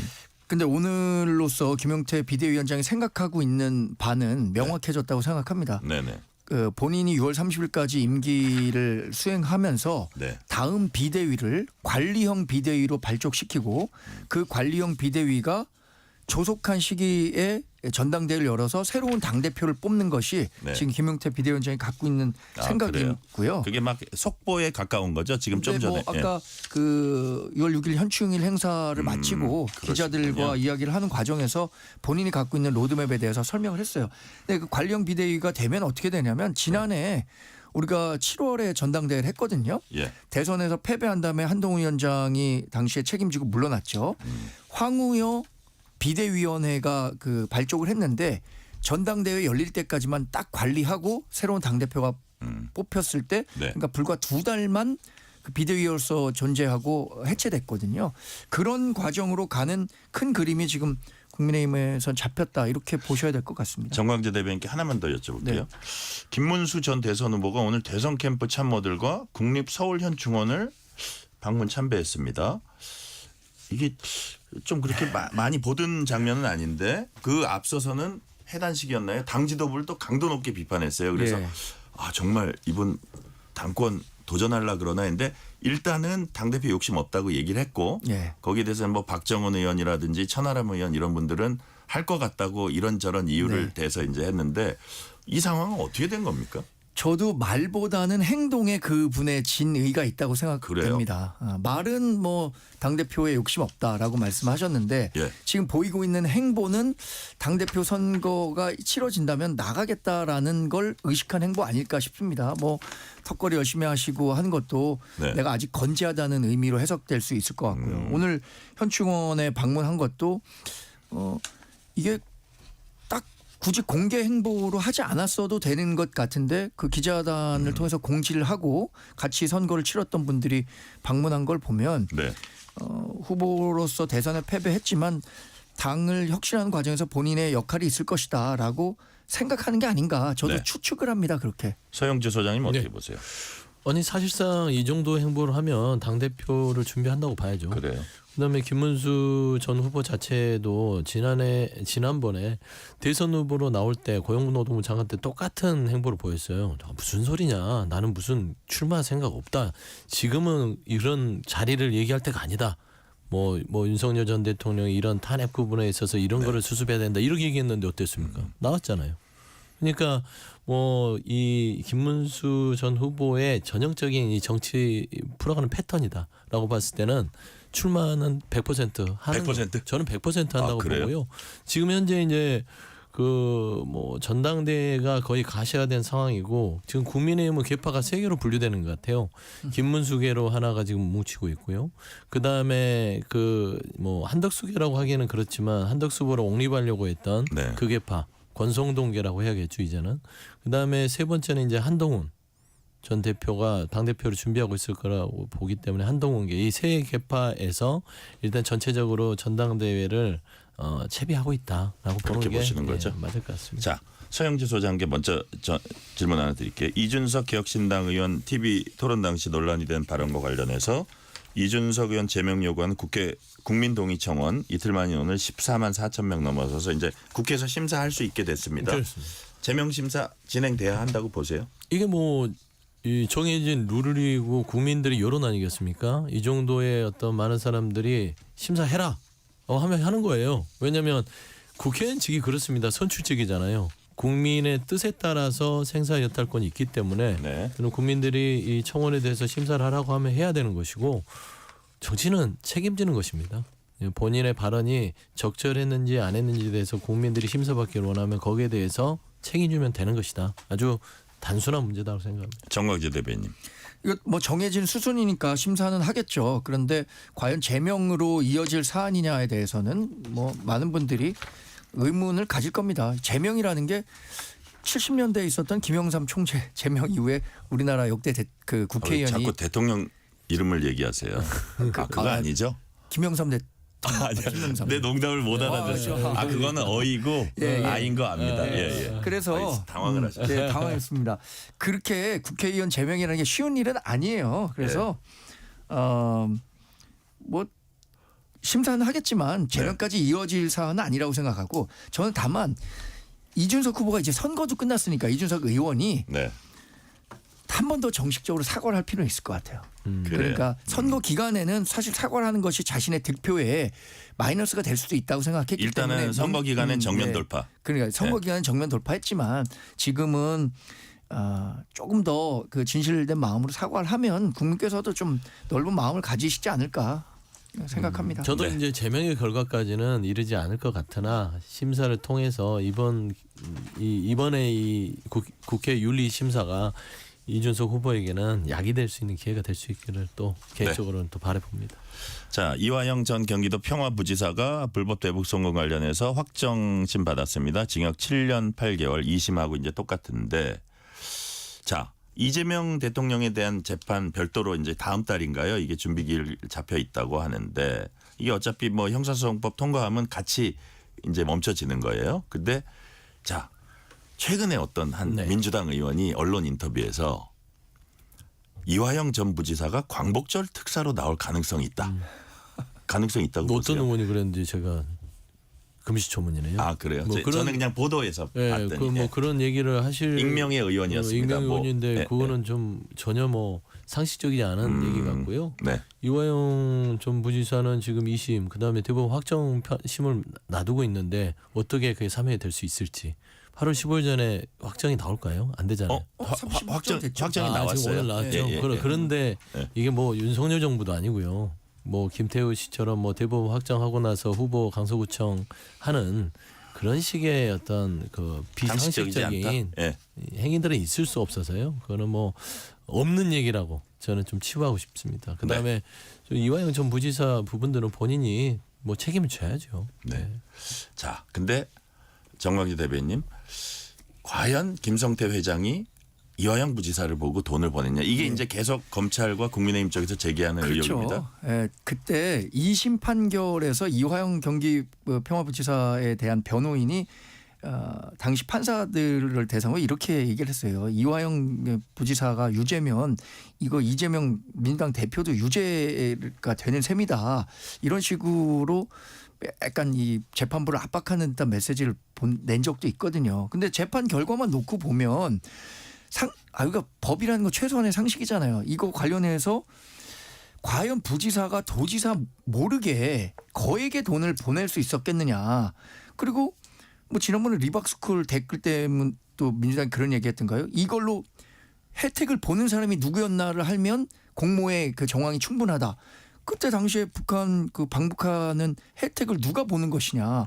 이거 상식적으로 생각해 보면 이재명 당시 경기지사가 혜택을 보는 대상이었잖아요. 그리고 검찰이 이제 증거라고 한 게 김성태 발언입니다. 김성태 회장 발언인데 민주당 입장에서는 그 발언의 신빙성을 어떻게 믿나 이렇게 보고 있는 거잖아요. 네네 그렇습니다. 네네. 뭐 일단은 뭐 저는 개인적으로는 뭐 이화영 전 부지사에 대한 확정 판결이 있다 하더라도 국정안정을 위해서 이재명 대통령에 대한 지난 정부에서의 무리한 기소에 의한 재판들은 중지가 될 것으로 저는 좀 예상하고 있습니다. 네.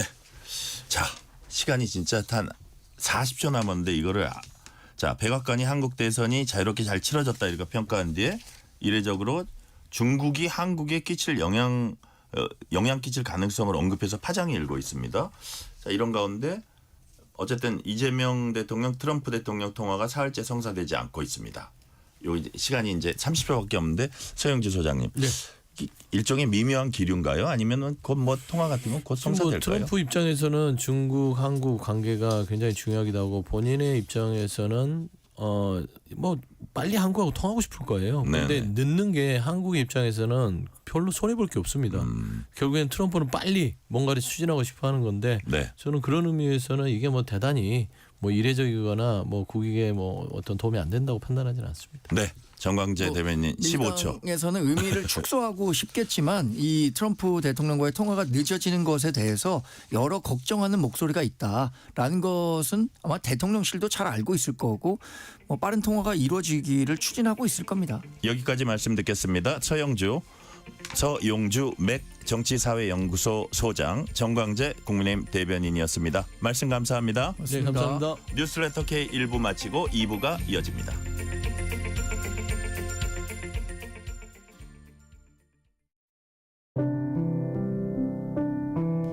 KBS 라디오 연중기획 희망충전 대한민국 641번째 이야기. 안녕하세요. 아나운서 유지원입니다. 15살 진성이는 아직도 그날의 기억이 생생합니다.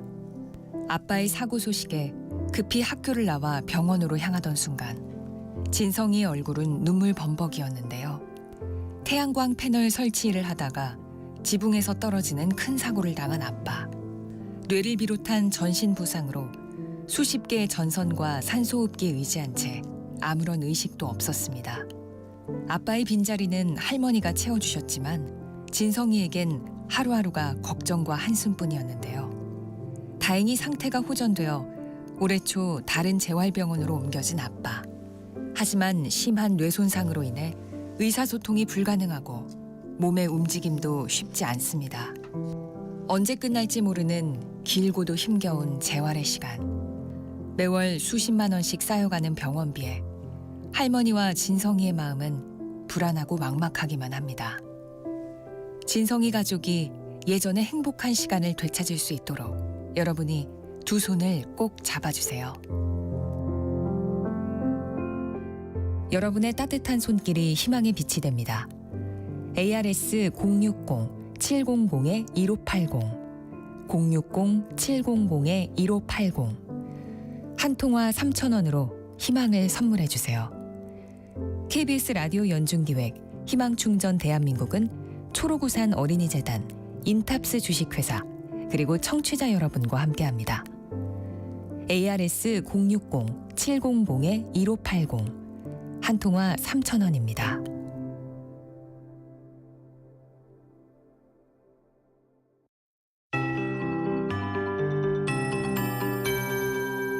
KBS 58분 날씨.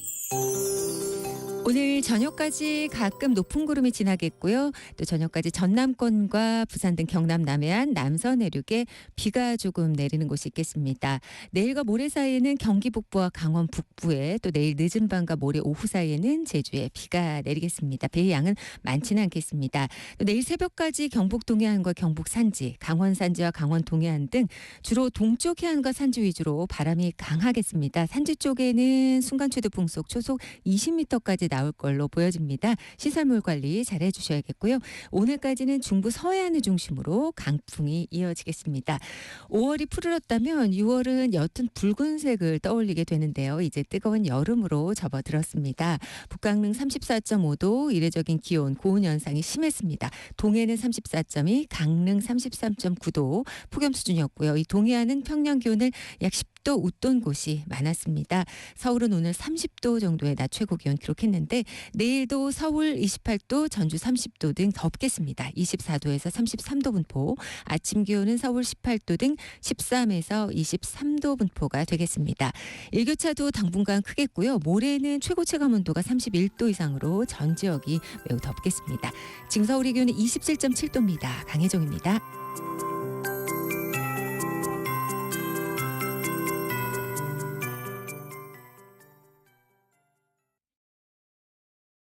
정성을 다하는 국민의 방송 KBS가 6시를 알려드립니다.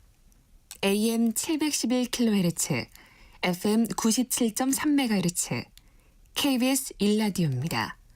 HLKA.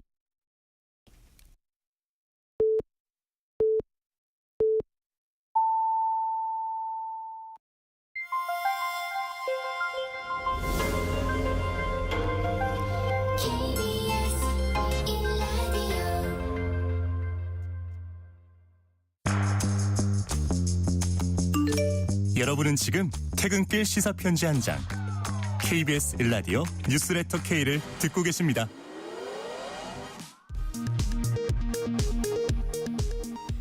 이 시각 라디오 정보센터 뉴스입니다. 이재명 대통령은 오늘 제70회 현충일 추념식에 참석해 제복 입은 민주시민들이 국민을 지키는 동안 대한민국이 군장병과 경찰, 소방공무원들을 지키겠다고 밝혔습니다. 이 대통령은 삭감된 광복회 예산의 빠른 원상복구 조치를 당부했습니다. 대통령실 정책실장에 김용범 전 기재부 1차관이 임명되는 등 대통령실 주요 참모진 인선이 발표됐습니다.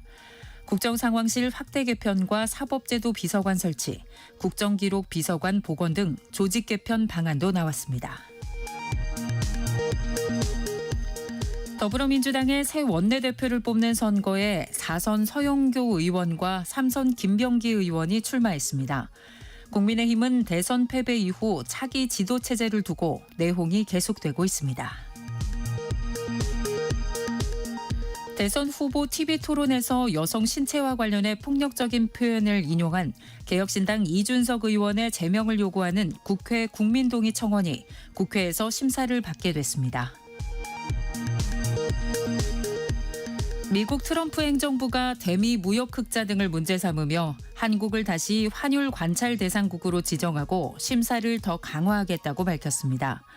기획재정부는 미국 재무부와 소통해 상호 이해를 넓히겠다고 밝혔습니다. 지금까지 라디오 정보센터 뉴스 편유희였습니다.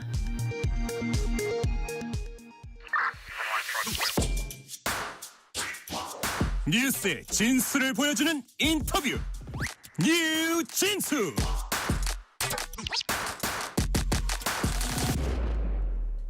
이재명 대통령 취임 이후 새 정부 경제정책이 어떻게 펼쳐질지 관심이 쏠리고 있습니다. 김민석 국무총리 후보자는 지금 한국 경제는 제2의 IMF 같은 어려운 상황이라고 평가했고, 이재명 대통령은 취임 후 첫 행정명령으로 비상경제 TF 구성을 지시한 바 있습니다. 오늘은 우석진 명지대 경제학과 교수와 함께 이재명 대통령이 우리 경제 현안을 어떻게 다뤄 나갈지 짚어보겠습니다. 우석진 교수님 어서 오세요. 예, 안녕하세요. 자, 시간 내주셔서 감사드리고요. 이재명 대통령 민생 회복, 경제 살리기부터 하겠다 거듭 밝혔습니다. 그만큼 국내 경제 상황이 심각하다 이런 얘기들을 우리가 많이 하고 있는데, 뭐 청취자분들이 체감하는 국내 경기도 있을 겁니다. 그렇지만 경제학자로서 현재 국내 경제 상황이 어떤지 좀 진단을 해주세요. 그러니까 우리가 뭐 경제 위기 이렇게 하면은 떠올리는 게 IMF, 네. 뭐 외환 위기, 그 다음에 2008년도 9년 이렇게 있었던 뭐 글로벌 뭐 금융위기, 네네. 뭐 이런 거 정도 떠올릴 수가 있는데, 그때는 다들 뭐 우리가 이해할 수 있는 이유가 있는 그런 위기였어요. 네네. 요것 때문에 우리가 이렇게 됐구나. 근데 지금 경제 위기라고 하는 거는 지금 약간 만성병 걸린 환자처럼 지금 큰 이유 없이 지금 우리가 위기를 겪고 있는 것이고. 그 지난 뭐 3년 동안에도 그 지표는 명확했는데 윤석열 정부 하에서 사실은 그런 것들을 명확하게 국민에게 또 알리지는 또 않았거든요. 그리고 인정하지도 않았고, 그래서 모든 지표가 지금 역대급으로 굉장히 안 좋은 것들을 가르치고 있다, 이제 이렇게 볼 수가 있고, 네. 그러다 보니까 이제 경제 성장률 전망하는 기관들이 있어요. 뭐 한국은행이라든가 뭐 한국개발연구원들이 뭐 연구원 뭐 이런 기관들이 있는데, 네. 대부분 연초에 전망했던 전망을 지금 절반으로 접고 있습니다.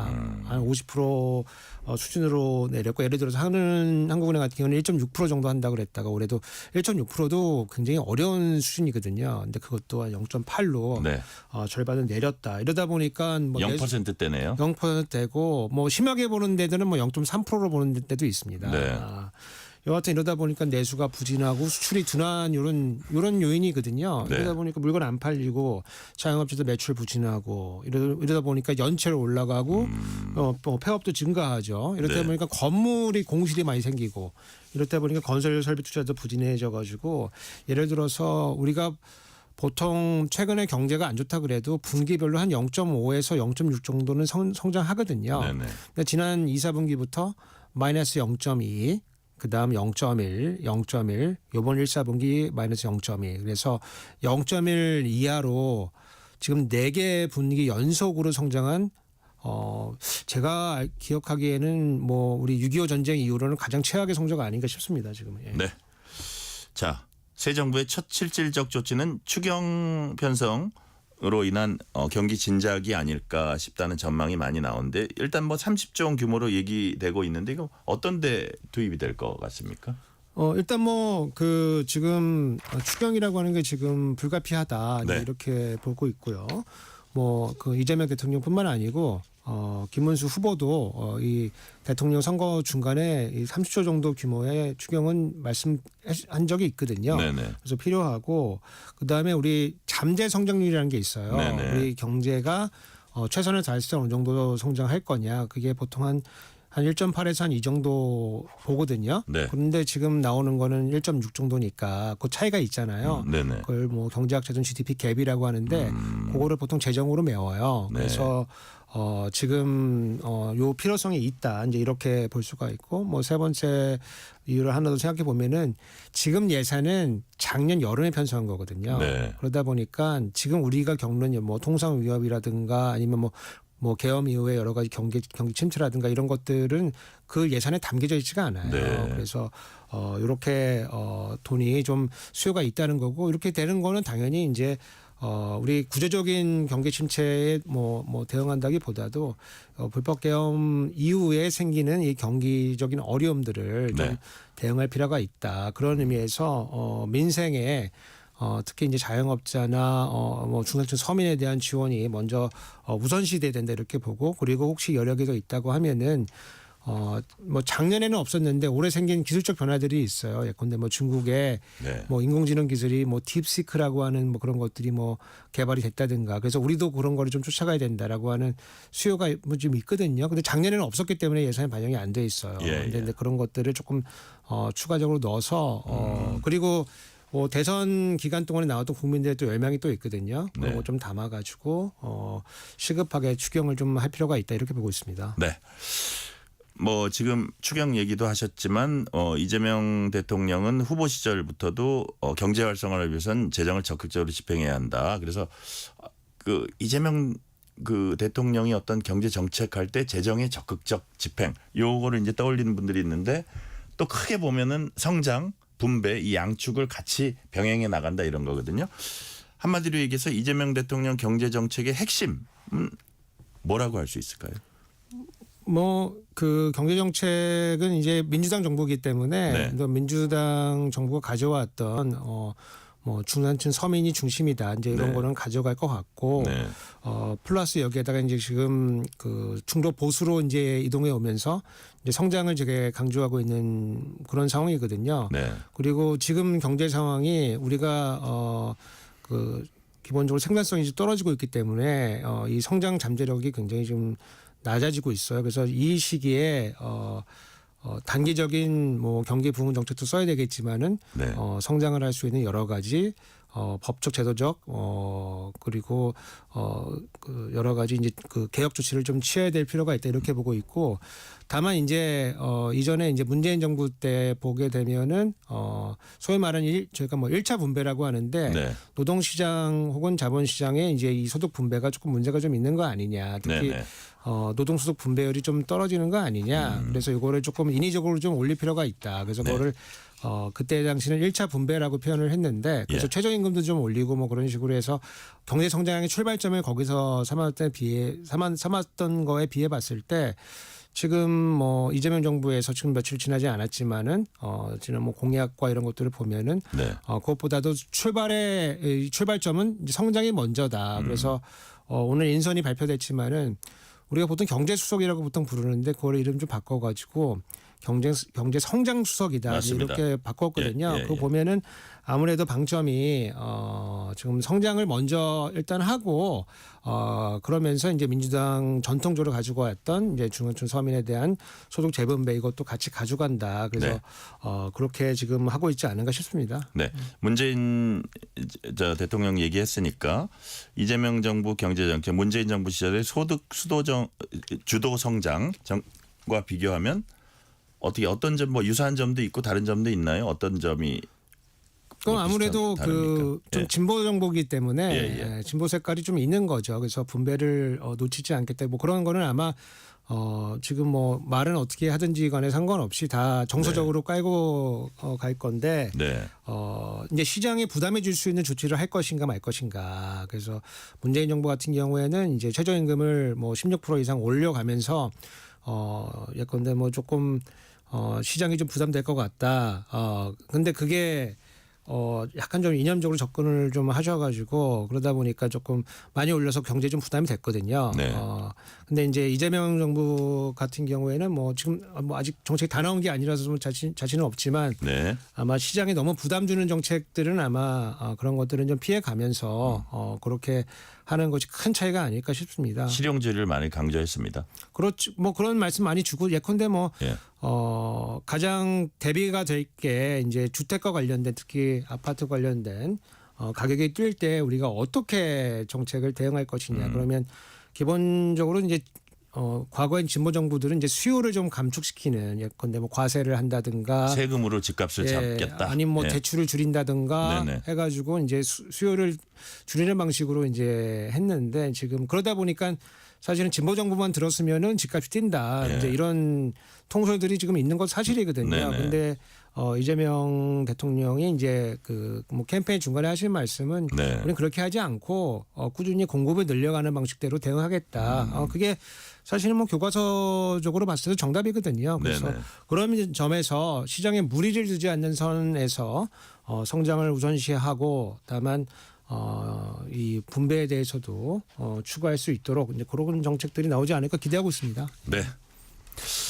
자, 이제 이재명 대통령이 뭐 당대표 시절에서도 그랬고 뭐 대선 후보 과정에서도 지역화폐 얘기 여러 차례 이제 언급을 했습니다. 그래서 이번 추경에 지역화폐 형태로 지원금이 집행되지 않을까 이런 관측도 나오고 있는데 교수님 보시기에 그럴 가능성이 있다고 보시는지 만약에 그게 현실화됐을 때 좀 어떤 효과를 상당히 볼 수 있다고 보시는지 어떻게 보세요? 그 지역화폐를 푸는 거에 따른 효과 있다고 보십니까? 그러니까 이제 그게 이제 화폐라 그러니까 이게 약간 좀 되게 약간 부담스럽긴 예. 한 건 사실인데 화폐는 아니고 예, 예. 그게 이제 일종의 이제 소비 쿠폰입니다. 그렇죠. 소비 예. 쿠폰을 나눠주는 거고 이 소비 쿠폰을 나눠주는 이런 방식은 나라마다 조금씩 달라요. 하지만 선진국들은 대부분 경기가 어려워지면은 이런 것들을 합니다. 그래서 미국도 하고 일본도 최근에 한다 그랬고 싱가포르도 주기적으로 하고 있고 그래서 이게 이상한 정책은 아니다. 다만 시기가 안 좋으면은 효율성이 떨어지거든요. 네. 그래서 뭐 경제가 보통 일반적으로 뭐 별 문제 없는 시기에 이런 거 돈을 나눠주면은 그러면 이제 이게 파퓰리즘처럼 되는 거고 인플레이션이 돌아오게 되는 거고 네. 1조를 풀어도 한 2천억만 쓰이고 나머지는 저축으로 이어지니까 안 좋은 정책인데 뭐 코로나 시기나 지금처럼 경기가 굉장히 침체돼 있고 수요가 죽어 있는 시기에는 인위적으로도 넣어서 이제 마장물 역할을 하면서 경제를 좀 순환시킬 필요가 있거든요. 그래서 네네. 지금이 뭐 일반적으로 효과가 가장 좋은 시기냐 그러면은 그거는 뭐 그렇지 않을 수 있지만 가장 나쁜 시기도 아니고 뭔가 한 중간적인 시기이고 효과를 볼 수 있는 그런 시기이기 때문에 네. 저도 이재명 대표의 공약이 아니더라도 이런 것들이 필요하다고 주장을 해왔거든요. 네네. 그래서 지금 이 자영업자들의 이 매출이 부족한 이런 상황에서 매출을 늘려줄 수 있는 방법이 뾰족한 게 없습니다. 그 방법은 유일한 게 요거거든요. 다만 이제 이게 이전 지출이라고 해서 가구에 돈을 넣어주고 네. 가구가 소비에 나섬으로써 이제 이 효과를 보는 거기 때문에 근데 가구는 굉장히 복잡한 결정을 합니다. 예. 상황도 굉장히 다르고 그래서 예. 일반적으로 정부가 직접 지출하는 것보다는 효율성이 떨어지는 건 사실이에요. 하지만 지금 경기 상황을 고려해 봤을 때 이거 불가피하다 저는 그렇게 보고 있고 네. 그리고 기존의 윤석열 정부도 온누리 상품권이라는 이름으로 이런 걸 해왔거든요. 그래서 온누리 상품권하고 지역화폐는 다 똑같이 소비 쿠폰입니다. 그래서 오늘의 상품권은 되고 지역화폐는 안 된다. 이것도 되게 이상한 얘기거든요. 그래서 결국 성격은 마찬가지다. 근데 내용이 조금 차이는 있습니다. 네네. 오늘의 상품권은 전국에 쓸 수가 있는데 전통시장 중심으로 쓸 수가 있는 거고 그래서 폭이 네. 좀 좁고 예. 이 지역화폐는 전국은 아니고 자기 지역에서 쓰는 거고 다만 이제 쓸 수 있는 이제 상점들이 더 많은 거고 그 그래서 지역 내에서는 지역 내에서는 뭐 대부분 쓸 수가 있는 거고 이러다 네네. 보니까 뭐 내용이 약간 차이는 있지만 다 궁극적으로는 다 소비 바우처거든요. 네. 그래서 오늘의 상품권이 지금 효과를 내고 있다고 하면은 그러면은 지역화폐도 당연히 효과를 내는 거다. 네. 다만 이제 지원하는 방식을 그냥 전 국민에게 똑같이 나눠줄 거냐 아니면 조금 더 선택적인 요소를 좀 가미해 갈 거냐 그거는 정책 그 스텝들이 좀 판단해 가면서 효과가 좋은 방식으로 그리고 효율성을 높일 수 있는 방식으로 하면 좋겠다 이렇게 보고 있습니다. 그리고 항상 또 뭐 공방을 겪어온 것이 보편 지원이냐 선별적 지원이냐.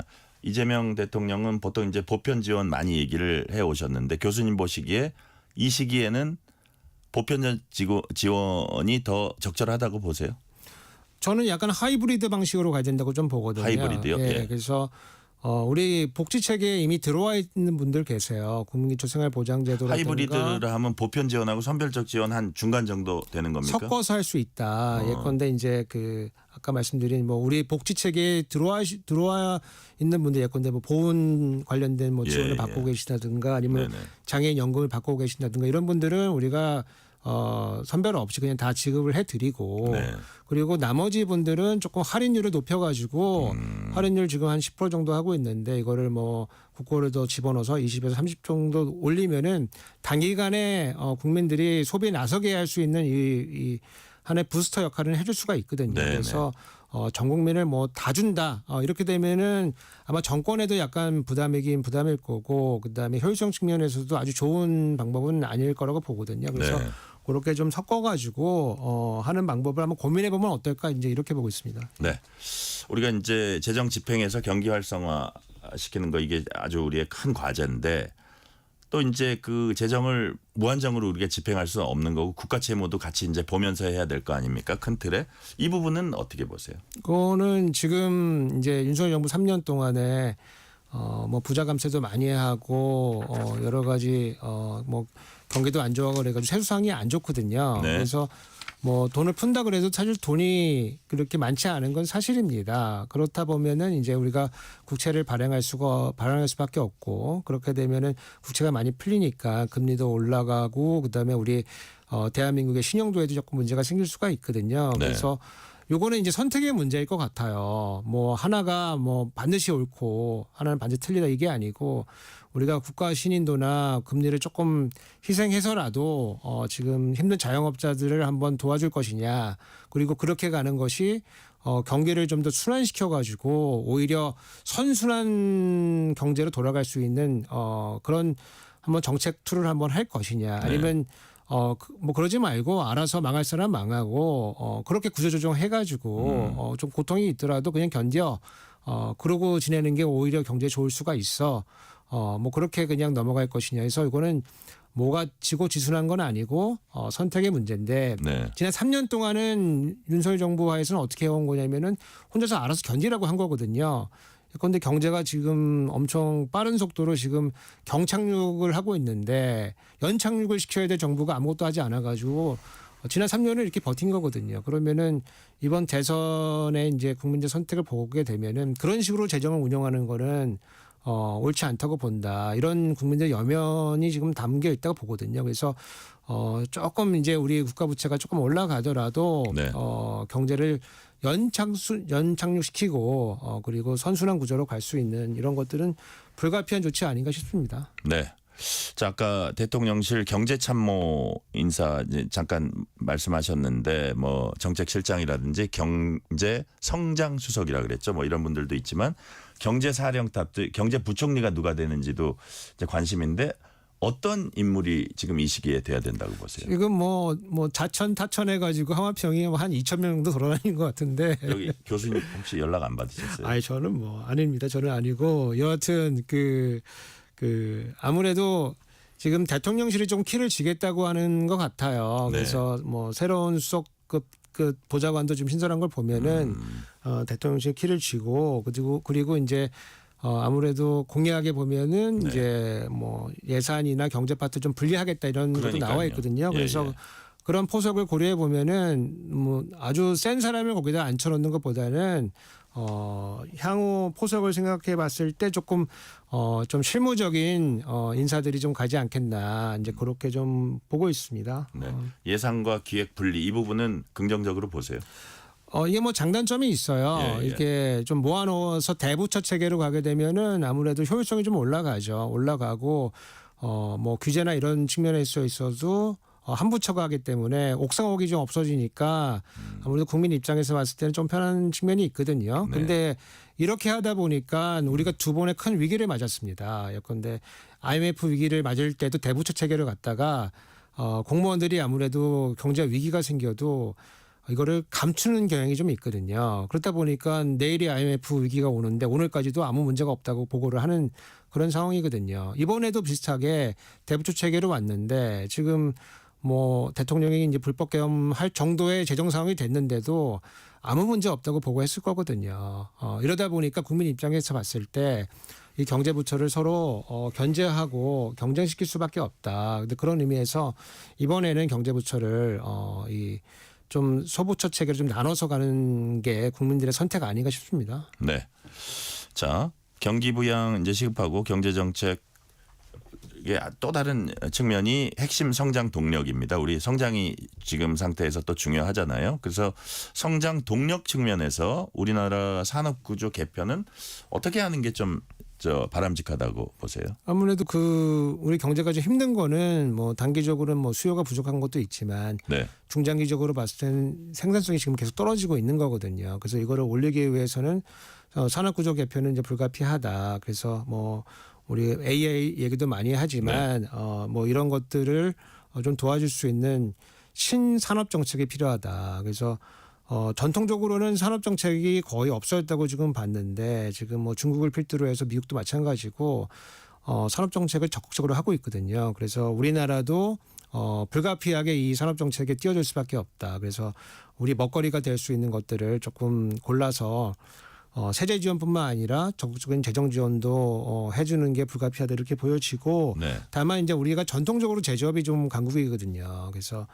제조업을 버리고는 갈 수가 없기 때문에 제조업 기반의 요 테크 산업, AI 산업들을 좀 접목해서 갈 수 있는 이런 세계에 없는 또 새로운 부가가치를 만들 수 있는 이런 산업 구조를 가져가야지 않을까 이렇게 보고 있습니다. 네. 지금 AI 얘기 여러 차례 하셨는데 AI 이제 전 세계 국가들이 앞다퉈서 이제 경쟁을 하고 있잖아요. 그래서 우리도 이게 뛰어들어서 여기서 더 이상은 처지면 안 되겠다 이런 그 의식이 있는 것 같은데 자, 뭐 예를 들어서 이게 예산만 투입한다고 되는 건 아니고 교육 인프라나 이런 것부터 아마 정교하게 설계를 해야 된다 이런 얘기들이 나오잖아요. 그래서 교수님이 보시기에 AI가 우리나라의 성장 동력으로 이제 앞으로 치고 나가기 위해서 어떤 관건이나 이런 게 있을 것 같아요. 뭐 아무래도 이제 이 인공지능 분야라고 하는 게 이 자본 집약적인 이제 뭐 이 산업이고 기본적으로 뭐 이제 소위 말 GPU라고 부르는 이제 HBM 고도의 이제 반도체가 좀 비싼 반도체가 많이 필요하고 근데 이런 것들은 이제 개별 기업들이 뭐 다 구매해서 할 수는 없는 거거든요. 그러다 보니까 정부가 끼어들어서 인프라를 구축해 줘야 된다. 그래서 뭐 필요한 뭐 삼성이나 뭐 이런 큰 기업들은 뭐 알아서 잘할 수 있겠지만은 그 아래에 좋은 아이디어는 있지만 여러 가지 인프라가 없어서 못하는 이런 기업들 도와주기 위해서는 정부가 그 인프라를 해줘야 되고 아까 말씀해주신 그 인력 부분, 그 대학이나 아니면 그 대학원 이상에서 여러 가지 이제 뭐 R&D라고 하는 이제 이름을 우리가 붙여가지고 좀 네. 지원을 안정적으로 좀 해줘야지 인력이 양산되면서 이 산업을 좀 이끌어갈 수 있을 거라고 보고 우리 그 1990년대 후반에 DJ가 이제 영화나 문화와 관련된 기금을 처음으로 만들었습니다.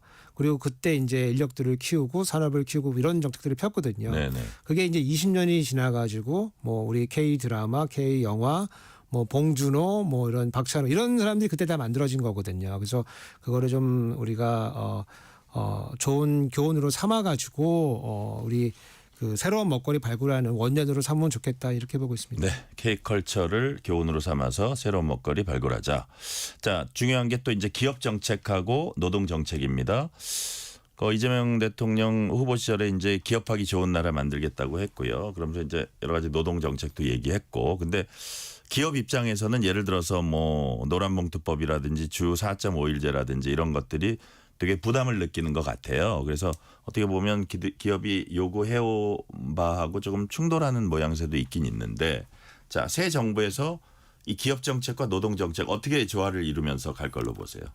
뭐 기업이 잘 돼야 사실은 노동도 좋아지는 거죠. 네네. 그리고 또 동시에 이 여기서 일하는 노동자들이 또 편하고 그리고 창의성도 좋아야지 기업도 잘 되는 거거든요.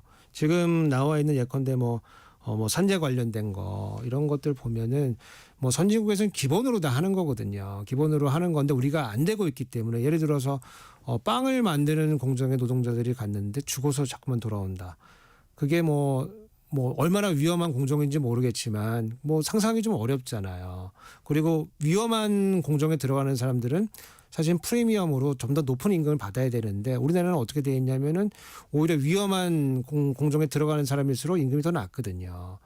위험에 외주어라고 자꾸만 위험한 것들은 자꾸만 이제 비정규직 하청 이렇게 가기 때문에 네. 이거 구조가 지금 우리만 지금 이런 상황이거든요. 이게 법과 제도가 문제가 있어가지고 이런 상황으로 가고 있는 거면은 이거를 과감하게 수정해 주는 것이 기업 입장에서도 행복한 일자리가 되고 안전한 일자리가 되고 노동자들이 행복한 일자리가 되어야지 기업도 생산성을 확보를 해가면서 세계적으로 경쟁할 수가 있는 건데 네. 뭐 언제까지 우리 저임금 그다음에 이 노무비용 아껴가지고 우리가 이윤의 끝을 이렇게 돈을 버는 이런 생산 양식으로는 사실은 굉장히 어려운 경제에 지금 도달했다고 이제 봐야 되는 거거든요. 그래서 기업도 좀 선진국 수준에 맞춰가지고 생산 방식을 좀 고민을 좀 해야 될 때가 됐다 이제 이렇게 보고 있습니다. 네, 시간 관계상 마지막 질문 드릴게요.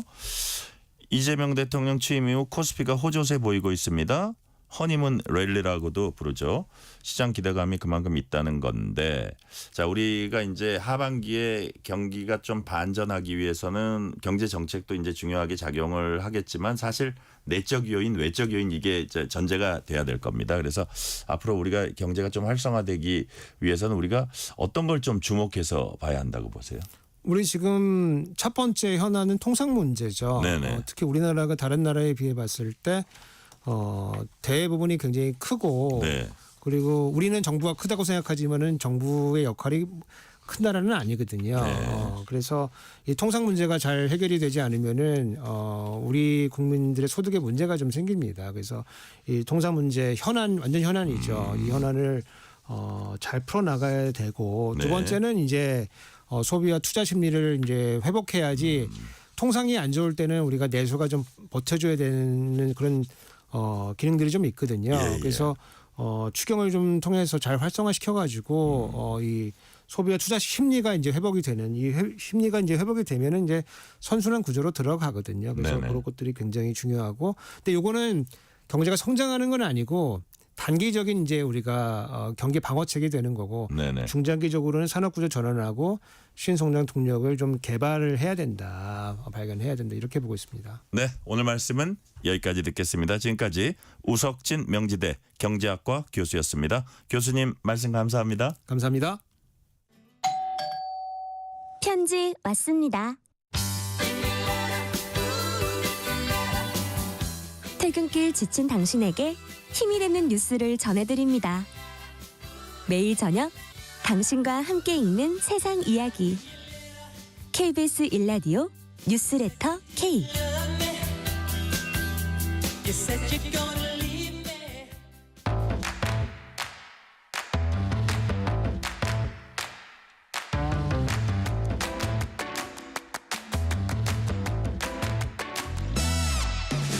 오늘 가장 뜨거운 뉴스, 화제 소식 쏙쏙 골라서 전해드립니다. 뉴스레터 브리핑. 오늘은 국민일보 김윤아 기자 나오셨습니다. 김윤아 기자님 어서 오세요. 네, 안녕하세요.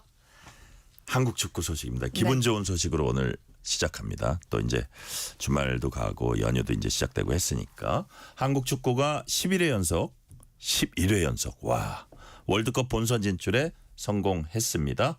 오늘 새벽에 이제 경기가 있었는데 간략히 좀 전해주세요. 네, 그 이라크와의 2026 북중미 월드컵 아시아 3차 예선 경기가 있었는데요. 네. 홍명보 감독이 이끄는 한국 축구대표팀 여기서 2대 0으로 승리를 했습니다. 네. 이번 경기가 9차전 경기였는데요. 9번 경기 성적 보면 5승 4무였거든요. 그래서 승점 19점으로 비조 선두 자리를 지켰습니다. 10일에 쿠웨이트와의 10차전 경기가 있을 예정이긴 한데 경기 결과에 상관없이 월드컵 본선 진출이 확정된 상황입니다. 각 조 2위까지 본선행 티켓이 주어지기 때문인데요. 그러니까 이라크와의 경기에서 그 주장 손흥민 선수는 출전하지 않았습니다. 발 부상 때문에 컨디션이 완벽하게 회복되지 않았기 때문이고요. 그러니까 손흥민 선수의 주 포지션인 왼쪽 측면 공격수 자리 여기에는 황희찬 선수가 선발 출격을 했습니다. 그래서 경기 흐름을 보면 전반 26분에 이라크 공격수 아라마디가 퇴장을 당하면서 우리가 경기 주도권을 쥐게 됐거든요. 네. 그러니까 수적으로 우세한 상황이긴 했는데 경기 내용은 초반에 좀 아쉬웠다 이런 평가가 많습니다. 그러니까 계속 슈팅이 골로 이어지지 않았고요. 특히 전반에는 볼 점유율이 66.9%였고 6개의 슈팅을 시도했지만 득점으로 이어지지는 못했습니다. 전반 31분 황인범 선수가 크로스로 올린 볼을 황희찬 선수가 왼발 논스톱 슈팅으로 연결했지만 아쉽게 골문 벗어났고요. 네. 전반 36분에도 이재성 선수의 헤더가 있었고 전반 추가 시간이던 49분에는 이강인 선수가 왼발 슈팅을 했지만 다 골대를 맞고 나왔습니다. 그러니까요. 되게 아쉬웠었는데 그러다가 후반에 이제 골이 터져 나왔습니다. 그때 상황은 어땠어요? 네, 후반 18분에 첫 골 나왔는데요. 네. 페널티 박스 안에서 이강인 선수가 패스를 했고 이 패스를 받은 김진규 선수가 오른발 슈팅을 침착하게 해내면서 득점에 성공을 했습니다. 김진규 선수 전북의 핵심 미드필더인데 네. 후반전에 교체 투입이 됐거든요. 그러니까 이 교체 투입이 돼서 소중한 선제골을 안겨줬습니다. 기세가 오르면서 후반 37분에는 오영규 선수의 쐐기골로 이어졌는데 전진우 선수가 패스한 공을 오른발로 밀어 넣으면서 2대0 승리골을 만들었습니다. 네. 11번째 월드컵 본선 진출. 이거 어느 정도로 봐야 돼요, 이거를? 이렇게 전 세계에서 6번째로 많은 기록입니다. 아, 그래요. 네, 피파 역사상 그 월드컵 역사상 한 번도 빠지지 않고 본선에 참가한 국가는 브라질 유일하고요. 네. 22회 연속 진출입니다. 와. 그 다음으로 많은 국가가 독일 1954년부터 18회 연속 진출을 했고 네. 그 다음 아르헨티나, 그 다음 스페인, 그 다음이 한국이라는 겁니다. 와. 그러니까 굉장히 훌륭한 기록이고요. 무시무시한 팀들 다음에 6번째네요. 네, 맞습니다. 아시아 축구연맹 소속 국가 중에는 한국이 단연 가장 많은 기록 갖고 있고요. 영원한 라이벌로 꼽히는 일본 8회 연속 본선에 올라서 아시아에서는 한국 다음이고 이어서 이란, 호주, 사우디아라비아 이런 순입니다. 그래서 이제는 11회 연속 본선 진출이라는 기록을 넘어서 그 월드컵 성적으로 한국 축구의 경쟁력을 증명해야 할 시점이 됐고요. 한국 축구팀 오늘 저녁 전세기 편으로 한국에 돌아오는데 10일 오후 8시에 그 서울 월드컵 경기장에서 쿠웨이트를 상대로 10차전 치를 예정입니다. 네. 트럼프 행정부가 우리나라를 다시 환율 관찰 대상국으로 지정했습니다. 환율 관찰 대상국 지정. 이건 미국이 우리한테 어떻게 하겠다는 거예요? 네, 이게 특정 국가가 대미 수출을 늘릴 목적으로 인위적으로 외환 시장에 개입했는지 이걸 보겠다는 건데요. 네. 만약에 집중을 해서 들여다보다가 환율과 관련해서 좀 불공정한 관행이 포착이 된다 하면 제재를 가할 수 있게 됩니다. 통상하고 완전 연관되는 거네요. 네, 그래서 뭐 투자 제한이라든지 IMF를 통한 압박 같은 거를 할 수 있게 되는데 네. 이번에 환율 관찰 대상국으로 지정된 국가가 중국과 일본, 한국, 싱가포르, 대만, 독일을 비롯한 9개 국가입니다. 네네. 한국은 2016년 4월에 여기에 포함이 됐었고요. 2023년 11월에 빠졌었다가 다시 지난해 11월에 포함이 됐습니다. 그러다 이번 발표 때도 그 지난해와 마찬가지로 그대로 유지가 됐고요. 네. 이 환율 관찰 대상국이 되는 기준이 미국과의 교역 규모가 큰 20개 국가들을 대상으로 평가를 해서 세 가지 기준을 보는데요. 첫 번째는 미국을 상대로 150억 달러 이상의 그 무역 흑자를 내는지, 또 두 번째는 GDP의 3%에 해당하는 규모만큼 경상수지 흑자가 나는지, 또 세 번째 12개월 중에서 최소 8개월간 달러를 순매수하고 네. 그 금액이 GDP 2% 이상인지입니다. 그래서 이 세 가지에 모두 해당이 되면 심층 분석 대상이 되고요. 네. 그러니까 한마디로 뭐 환율 조작국이다 이렇게 간주를 하고 네. 두 가지만 해당이 되면 관찰 대상국이 되는데 네네. 한국은 그 첫 번째와 두 번째 기준에 해당이 되면서 이 관찰 대상국으로 지정이 됐습니다. 그래서 미국 입장에서는 교역을 할 때 그 상대 국가의 흑자 규모만 커지게 되면 우리가 손해 보는 거 아니야? 이렇게 생각을 하기 때문에 이런 국가들이 환율을 조작을 했는지, 그러니까 환율에 개입을 하고 있는지를 좀 눈여겨 보겠다라는 뜻인데, 특히 미국 재무부는 한국의 상품 무역 흑자가 증가했다 그러면서 배경을 설명을 했습니다. 네.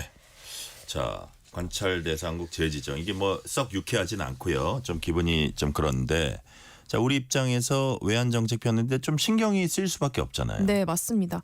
이번 보고서가 특히 주목받는 이유가 이 트럼프 행정부 출범 이후에 나온 첫 보고서거든요. 네. 그래서 트럼프 행정부는 이 환율 정책이 불공정한 국가의 경우에는 무역 협상에서 환율 문제도 다룰 수 있다, 이런 점을 시사해 왔습니다. 예. 한국도 예외가 아닌 상황이 됐고요. 이미 재무부는 교역국의 환율 정책과 관행에 대한 분석을 강화하겠다 이렇게 예고를 했거든요. 그러니까 앞으로 더 깐깐하게 들여다보겠다라는 건데, 그래서 불공정한 환율이 포착이 되면 뭐 환율 관행이 포착이 되면 관세를 부과할 수 있다, 이렇게까지 경고를 한 상황입니다. 그래서 단순히 수치 기준을 맞췄는지 네. 이걸 넘어서서 해당 국가의 정부가 뭐 어떤 의도로 또 어떤 수단을 사용했는지 이런 것까지 종합적으로 평가하겠다라는 뜻이고요. 그래서 직접 개입은 물론이고 우회적인 수단까지도 환율 개입으로 간주될 수 있다라는 그 경고의 메시지입니다. 그래서 예를 들어서 국민연금이 외화 자산을 사고 팔면서 환율에 영향을 미쳤다라고 한다면 이런 것들도 분석 대상이 될 수 있게 되고요. 그래요? 그만큼 한국 정부가 외환 정책을 운용하는데 신경이 쓰일 수밖에 없는 상황입니다. 자, 그렇다면 지금 이제 무역 협상 뭐 진행 중이라고 볼 수 있는데 환율 협상 같은 거에도 영향을 미친다고 봐야 되나요? 네, 맞습니다. 트럼프가 줄곧 달러를 약세로 만들어서 미국의 제조업을 확대하고 또 고용을 늘리는 이런 선순환 구조를 만들고 싶어 하거든요. 그러니까 달러 약세를 만들기 위해서는 상대 국가의 화폐 가치를 높여야 하는 거니까 쉽게 말해서 한국한테는 원화 절상을 바라고 있는 겁니다. 그래서 최근에 미국에서 진행된 한미 2+2 통상협의에서도 이 환율 정책이 협상 의제에 올랐는데요. 네. 그러니까 관세 전쟁이 이 통화 정책으로 전쟁으로 옮겨붙는 양상을 보이고 있는 겁니다. 그러니까 높은 관세를 유지하면서 달러 약세를 유도를 하게 되면 미국의 무역 적자가 줄어들기 때문에 이걸 목표로 그 관세와 환율을 좀 묶어서 다루고 싶어하는 거고요. 네. 그래서 실제로 이 2+2 통상협의 안건 중에서 환율이 포함된 게 그 미국 측의 요구였다고 하거든요. 그러니까 그만큼 미국이 본격적으로 통화 가치 절상 압박을 본격화할 거다라는 전망이 나올 수밖에 네. 없는데, 그 미국 요구처럼 원화 절상을 하게 된다라고 한다면 수출 의존도가 큰 한국 입장에서는 물건을 팔 때 그 달러로 표시되는 수출 가격이 오르다 보니까 예. 가격 경쟁력이 떨어질 수밖에 없습니다. 그리고 또 뭐 예를 들어서 삼성전자나 현대차처럼 달러 매출 비중이 높고 또 외화로 표시되는 자산이 많은 기업일수록 원화 강세가 되면 악재가 되게 됩니다. 네. 그럼에도 불구하고 미국 측 요구를 만약에 받아들인다라고 한다고 하더라도 이걸 사실 인위적으로 원화 절상을 하기가 쉽지가 않습니다. 그러니까 원달러 환율 흐름을 보면 대부분은 국내 요인보다 뭐 달러 강세와 같은 이런 대외 요인 때문에 움직였거든요. 그래서 인위적으로 원화 절상을 유도할 선택지도 마땅치 않은 상황입니다. 네. 현충일 연휴 맞아서 여행객이 늘고 있습니다. 근데 좀 안 좋은 소식은 독감, 코로나19가 유행할 조짐을 보이고 있다면서요. 네, 먼저 독감 환자 보면요. 지난달에는 감소세에 들어섰는데 여전히 안심할 단계가 아닙니다. 네. 그러니까 지난달 중순 기준으로 보면 외래 환자 1000명당 독감 의심 환자 비율이 7.3명입니다. 이게 유행 기준을 넘어선 상황이고요. 예. 코로나19 역시 최근 조금씩 늘고 있습니다. 그러니까 최근 3주간 호흡기 환자 가운데 코로나19 검출률이 꾸준히 증가하고 있는 상황인데요. 예. 게다가 최근에 뭐 동남아시아 그리고 서태평양 지역 이런 인근 국가에서 코로나19가 다시 증가세를 보이고 있거든요. 네. 홍콩은 지난해 여름보다 코로나19 양성 사례가 훨씬 많아졌고 중국도 최근 한 달 사이에 2배 이상 급증을 한 상황입니다. 현충일 연휴를 맞아서 국내뿐만 아니라 해외로 나들이 가는 그 여행객들도 많아졌잖아요. 그렇다 보니까 이 연휴 기간에 감염병이 확산되는 거 아니냐 이런 우려가 나오는 시점입니다. 특히 독감하고 코로나19가 동시에 유행을 한다 이런 상황이 가장 우려스러운 경우인데 감염병 유행 규모가 훨씬 커지게 되고 또 중증화율로 가는 비율도 많아질 수 있기 때문에 이 두 개가 동시에 유행을 한다면 우려스러운 상황일 수밖에 없습니다. 다만 독감은 주로 이제 겨울에 확산이 되기 때문에 여름이 되는 시점에서 뭐 다시 폭증을 할 가능성은 낮긴 한데 네. 그래도 코로나19 같은 경우에는 새 변이가 유입돼서 다시 여름에 유행할 가능성이 크거든요. 그렇기 때문에 개인 위생 관리 그다음에 백신 접종 이런 것들에 더 강조가 될 것 같습니다. 네, 시간이 거의 다 되긴 됐는데 짧게 하나 여쭤볼게요. 좀 재밌는 내용이라 이탈리아 마피아 두목 조반니 브루스카라는 사람이 있다고 합니다. 이분이 이 사람이죠. 자유의 몸이 되니까 시민들이 불안에 부들부들 떨고 있다고 합니다. 도대체 어떤 사람입니까? 네, 100여 건의 살인을 저지른 시칠리아 마피아 두목인데요. 근데 석방이 된다고요? 네, 1996년에 체포가 되면서 종신형 받았는데 네. 검찰이 협조를 하면서 형이 줄어들었습니다. 그러다 가석방으로 출소를 했고 4년간의 보호관찰이 마무리되면서 이제 아무런 법적 제한을 받지 않고 자유의 몸이 된 겁니다. 그래서 이탈리아 사회가 굉장히 불안에 떨고 있는 상황입니다. 네. 100여 명을 살해한 사람의 석방. 정말 좀 무시무시하긴 하네요. 오늘 말씀은 여기까지 듣겠습니다. 뉴스레터 브리핑 지금까지 국민일보 김윤아 기자였습니다. 김윤아 기자님 연휴 잘 보내세요. 네, 감사합니다.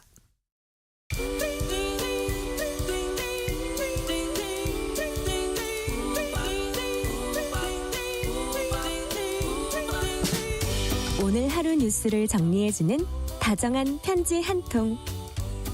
KBS 일라디오 뉴스레터 K.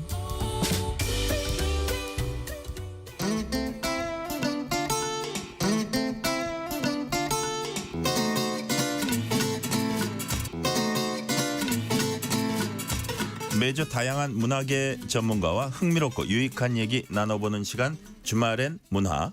오늘은 이지혜 영화 전문 기자가 주말에 볼 영화 추천해 드립니다. 이지혜 기자님 어서 오세요. 네, 안녕하세요.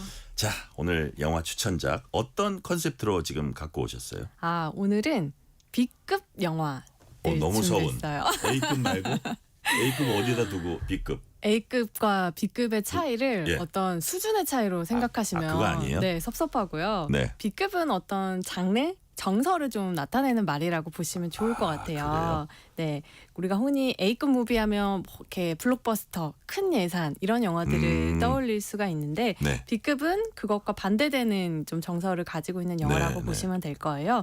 출발은 이제 1920년대에 할리우드에서 만들던 저예산 영화에서 출발했어요. 그랬군요. 그때는 이제 스타들이 나오고 예산이 많이 투여되는 영화를 A 무비라고 하고 그에 반대돼서 신인 배우들, 신인 연출가를 기용해서 좀 실험적인 내용으로 만든 영화를 B 무비라고 했어요. 그래서 어떻게 되면 문제작이 많을 수도 있네요. 그죠? 그럼요. 근데 이렇게 왜 했냐면 그때 할리우드 제작사에서 일종의 끼어 팔기 혹은 동시 산영을 가능하게 하는 그런 어떤 패키지였어요. 그러면서 그렇군요. 신인들을 또 기용하고 발굴할 수 있는 좋은 루트였기 때문인데요. 그게 이제 우리나라로 오면서 B급 영화로 이제 하면서 급을 나눈 것처럼 오해를 받을 수가 있는데 네. 그렇지는 않고요. 또 이제 1970년대 이후에는 자본의 규모와 상관없이 정서적인 측면에서 비무비라고 많이 불렀어요. 그러니까 폭넓은 대중을 만족시키는 영화가 아니라 네. 소수의 매니아층이 열광하더라도 특별한 어떤 좀 다른 개성을 가지고 있는 장르 영화라던가 네. 좀 주류 영화에서 시도하지 못하는 감성들을 시도하는 그런 실험적인 영화들을 일컫는 말입니다. 그렇군요. 네. 자, 그럼 오늘 첫 번째 알아볼 B급 영화 어떤 겁니까? 네, 하이파이브인데요. 네.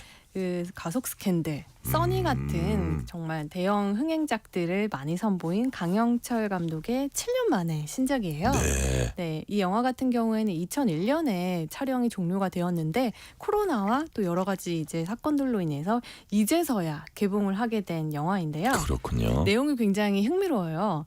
장기 이식을 받은 이제 네. 사람들이 주인공인데요. 네. 이 장기 이식 공여자가 바로 슈퍼히어로였던 거예요. 오. 그래서 그의 장기 이식을 받은 몸이 아팠던 사람들이 그 슈퍼히어로가 가졌던 초능력을 이제 장기마다 하나씩 이제 나눠 가지게 되는 거죠. 네.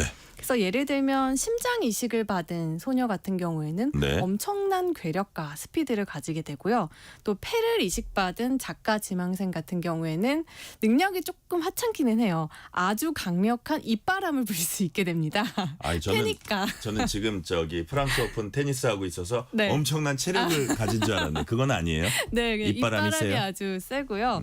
또 간을 이식받은 사람 같은 경우에는 치유 능력을 가지게 돼요. 간이 네. 아주 중요한 장기잖아요. 또 신장을 이식받은 여성 같은 경우에는 네. 자신의 초능력이 뭔지 아직 잘 모르는 그런 그래요. 상태이고요. 또 각막을 이식받은 백수 같은 경우에는 와이파이도 보고 전자기파를 보면서 조정할 수 있는 그런 능력을 가지게 됩니다. 네, 그래서 그 능력들을 가지고 이제 빌런에 맞서 싸우게 되는데 빌런도 이제 장기 이식을 받은 인물이에요. 어떤 인물인가 하면 사이비 교주인데 네. 췌장 이식을 받았어요. 네. 그래서 다른 사람의 능력을 흡수할 수 있는 그런 초능력을 갖게 돼서 이들이 서로 가진 능력을 가지고 힘을 합쳐서 빌런에 대항하는 이야기입니다.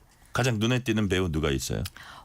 저는 일단 이 영화의 중심이라고 할 수 있는 우리가 장기 중에서 심장이 가장 네네. 중요하다라고 하잖아요. 예. 심장을 이식받은 태권 소녀 완서 캐릭터를 연기한 이재인 배우인데요. 이재인 배우가 18살 때 촬영했던 영화예요. 그래서 네. 이 소녀가 가지고 있는 건강한 에너지와 또 태권도 하면 떠오르는 그 활기찬 예. 느낌, 바르고 건강한 에너지를 이제 초능력으로 잘 보여주고 있는데요. 오. 이 강영철 감독의 영화에서 소녀는 늘 중요했어요. 네네. 써니에서도 전라도에 있던 소녀가 서울로 이제 이사를 오게 되면서 겪는 어떤 성장통에 대한 이야기였고 과속 스캔들의 주인공 소녀도 아버지를 찾고 가수로서 성장하는 모습을 보여주거든요. 네. 여기에서 완서도 심장이 아파서 늘 혼자 있고 학교도 못 가고 아버지의 과보호 속에서 살았는데 초능력을 받으면서 힘을 이제 마음껏 쓸 수 있게 되고 네. 다른 이제 초능력자들과 함께 힘을 모으면서 친구도 생기고 그 와중에서 자신의 세계도 성장하는 모습을 보이거든요. 그러니까요. 그래서 이 완서라는 캐릭터가 저는 가장 인상적이었습니다. 그렇군요. 유아인 씨가 나와요? 네, 유아인 씨가 각막을 이식받은 네. 힙스터로 나오거든요. 그래서 와이파이도 보고 전자기파를 조정을 하는데 유아인 씨 캐릭터가 좀 굉장히 중요한 것이 네. 이 영화가 어떤 한 명의 히어로에 의한 영화가 아니라 이 5명의 히어로들이 모두 힘을 모아서 하는 앙상블 코미디가 굉장히 중요하기 때문에 네. 유아인 씨가 무리를 빚어서 이제 홍보나 뭐 포스터에서는 빠졌지만 유아인 씨 캐릭터를 영화에서 빼게 된다면 이 모든 앙상블이 깨지고 네. 힘을 모아서 좀 악을 물리친다라는 영화의 큰 줄기와도 좀 해치게 되기 때문에 유아인 씨가 그대로 등장하기는 합니다. 네. 자, B급 영화를 주제로 우리가 지금 하고 있는데 하이파이브의 B급 영화의 어떤 요소랄까 그 어떤 게 있는 거예요? 일단은 이 인물들이 가지고 있는 초능력이라는 게 우리가 멋있는 어벤져스들에게서 예, 봤던 그런 능력들이 아니라 아까 말씀드렸듯이 입바람을 강하게 불어서 멀리서 리코더를 분다거나 뭐 이런 식이에요. 그러다 네. 보니까 하찮아 보이지만 이 하찮아 보이는 능력들이 모여서 굉장히 큰 일을 해내거든요. 네네. 제가 가장 B급 영화적인 요소 감성이 많이 살았던 씬이라고 한다면 야쿠르트 드래프트 씬을 좀 말씀드리고 싶은데 네. 여기에서 신장을 이식받은 선녀라는 캐릭터가 야쿠르트 매니저예요. 네. 그래서 이제 그 야쿠르트 매니저분들이 전동 카트를 이제 타고 다니면서 야쿠르트를 신선하게 이제 우리한테 제공해 주시는데 그 전동 카트를 타고 가면서 추격전이 벌어지거든요. 아, 그래요? 그래서 그 전동 카트를 이제 심장을 이식받은 완서가 엄청난 괴력과 스피드로 빨리 몰고 가는 그런 장면인데 그런 장면이 사실 굉장히 만화적이에요. 우리가 많이 봤던 명랑 만화 그 중에서도 괴짜 가족 같은 만화를 보면 오프닝에서 네. 가족들이 엄청나게 빠른 속도로 뛰어가는데 그게 위협적이기보다는 우스꽝스러워 보이거든요.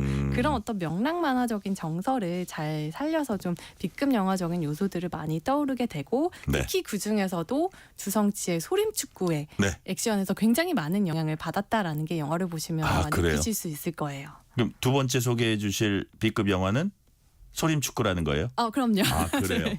주성치가 감독 각변 주연 뭐 이런 거 다 맡았나요? 네, 이제 B급 영화를 말할 때 주성치를 빼놓을 수 없고 네. 주성치의 저도 사실 좋아해요. 좋아하세요. 쿵푸 허슬. 너무 와. 좋죠. 주성치의 첫 번째 단독 연출작이자 예. 그가 이전에 뭐 출연했던 영화들 뭐 공동 연출작도 굉장히 걸작이 많죠. 네네. 희극지왕부터 도성해서 정말 걸작들이 많은데 소림축구가 중요한 이유는 첫 번째 단독 연출작이면서 굉장히 이제부터 대중적인 감성까지도 주성치가 다룰 수 있게 됐다라는 네. 것을 증명했던 영화이거든요. 말 그대로 제목을 보시면 아시겠지만 소림 축구, 이것 쿵푸와 축구가 함께 결합된 영화예요. 네. 이제 소림사에서 오랫동안 수련을 했지만 지금은 이제 쿵푸에 발전될 길이 없어서 굉장히 시리에 빠져 있던 인물이 축구를 만나게 되면서 축구단 소림 축구단을 결성하게 되고 거기에 자신과 마찬가지로 소림사에서 무공을 연마했지만 현재는 이제 그거 다 포기하고 이제 속세에서 살고 있는 사형들을 모아서 네. 함께 축구 경기를 해 나가는 그런 이야기입니다. 그래요. 우리 이재 기자님이 특별히 인상적인 장면 요거다 하나 찝으면. 저는 이 주인공과 사형들이 네. 어떤 능력을 가지고 있는지를 보여주는 장면을 굉장히 좋아하는데 네. 그 상상력의 크기와 배포가 범인의 한계를 뛰어넘습니다. 예를 들어서 주성치 씨가 연기한 싱싱이라는 이 주인공은 네. 굉장히 발이 강해요. 발차기 예, 예. 힘이 강해요. 근데 얼마나 강한가 하면 축구공을 차면 너무 힘이 세서 날아가는 비행기도 떨어뜨릴 수 있기 때문에 축구공으로 훈련을 하지 않고 계란으로 훈련을 하거든요. 예. 사실 뭔가 강하다라는 어떤 표현을 할 때 그 정도까지는 보통 생각 안 하잖아요. 너무 허무맹랑하니까. 예, 예. 근데 그걸 구현해내는 것이 바로 주성치 월드가 아닌가 싶어서 맞아요. 저는 그런 부분들이 재밌었습니다. 저도 이제 주성치 영화 보면 중국 특유의 과장이 있고 거기에 해악이 있고 그리고 네. 본인의 망가지기가 항상 들어가요. 그럼요, 그래서 네. 사람들에게 큰 웃음을 주죠. 마지막으로는 어떤 영화 얘기해 주시려고요? 저는 이제 또 B급 영화하면 빼놓을 수 없는 인물이 퀸틴 타란티노 예. 감독인데 퀸틴 타란티노 감독이 각본을 쓰고 그의 절친한 친구인 로버트 로드리게즈 감독이 연출을 한 황혼에서 새벽까지예요. 네네. 타란티노가 직접 이제 조지 클루니와 함께 주연까지 맡았는데 이 영화가 굉장히 독특한 것이 네. 전반부는 아주 잘 만들어진 누아르 영화예요. 네. 굉장히 긴박감이 넘치는 액션과 추격전이 벌어지는 범죄물인데 중후반부부터는 갑자기 호러 영화가 돼요. 그래요. 그것도 뱀파이어가 중심에 있는 호러 영화가 되거든요. 타란티노 답네요. 네, 그래서 영화가 전혀 다른 두 편이 한 편으로 만들어진 것 같은데 네. 이 영화가 저는 꼭 추천하게 되는 이유는 뭐냐면 네. 이 B급 영화가 가지고 있는 정서, 장르적인 어떤 영향력 같은 것들이 현재에도 굉장히 유용하고 많은 좋은 영화들을 만들어내고 있는 어떤 토대가 되고 있어요. 그걸 네네. 보여주는 것이 최근 개봉해서 굉장히 화제가 되고 있는 시너스 죄인들이라는 영화예요. 네네. 이 영화 같은 경우에는 황혼에서 새벽까지에서 굉장히 많은 영향력을 받은 영화인데 이 영화도 전반부와 후반부가 굉장히 확연하게 나뉘거든요. 황혼에서 새벽까지처럼 처음에는 황혼에서 새벽까지처럼 범죄물 예. 같았다가 이제 중후반부터는 이제 뱀파이어 격투물로 변하게 되거든요.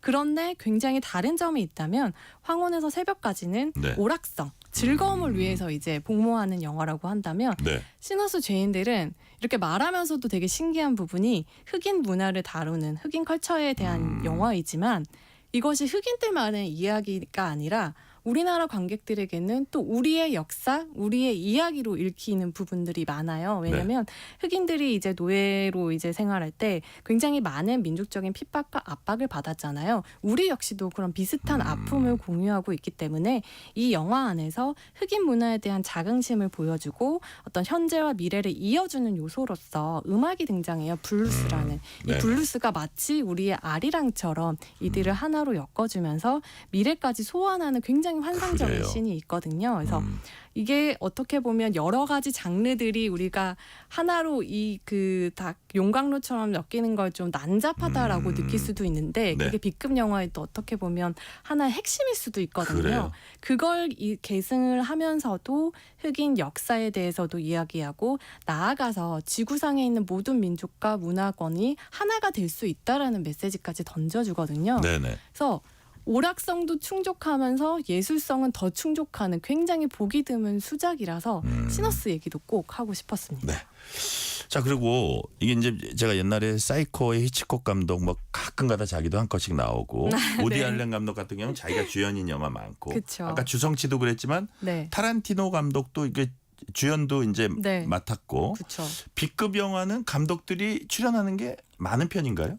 굉장히 많습니다. 그래요? 왜냐하면 예산이 적고 이렇게 한 명이라도 덜 주기 위해서 출연료? 그것도 그렇고 네. 자신 생각하는 어떤 독특한 감성을 살릴 수 있는 게 본인이라고 여기는 이제 창작자들이 그렇군요. 많기 때문이기도 해요. 네. 자, 마지막 질문 드릴게요.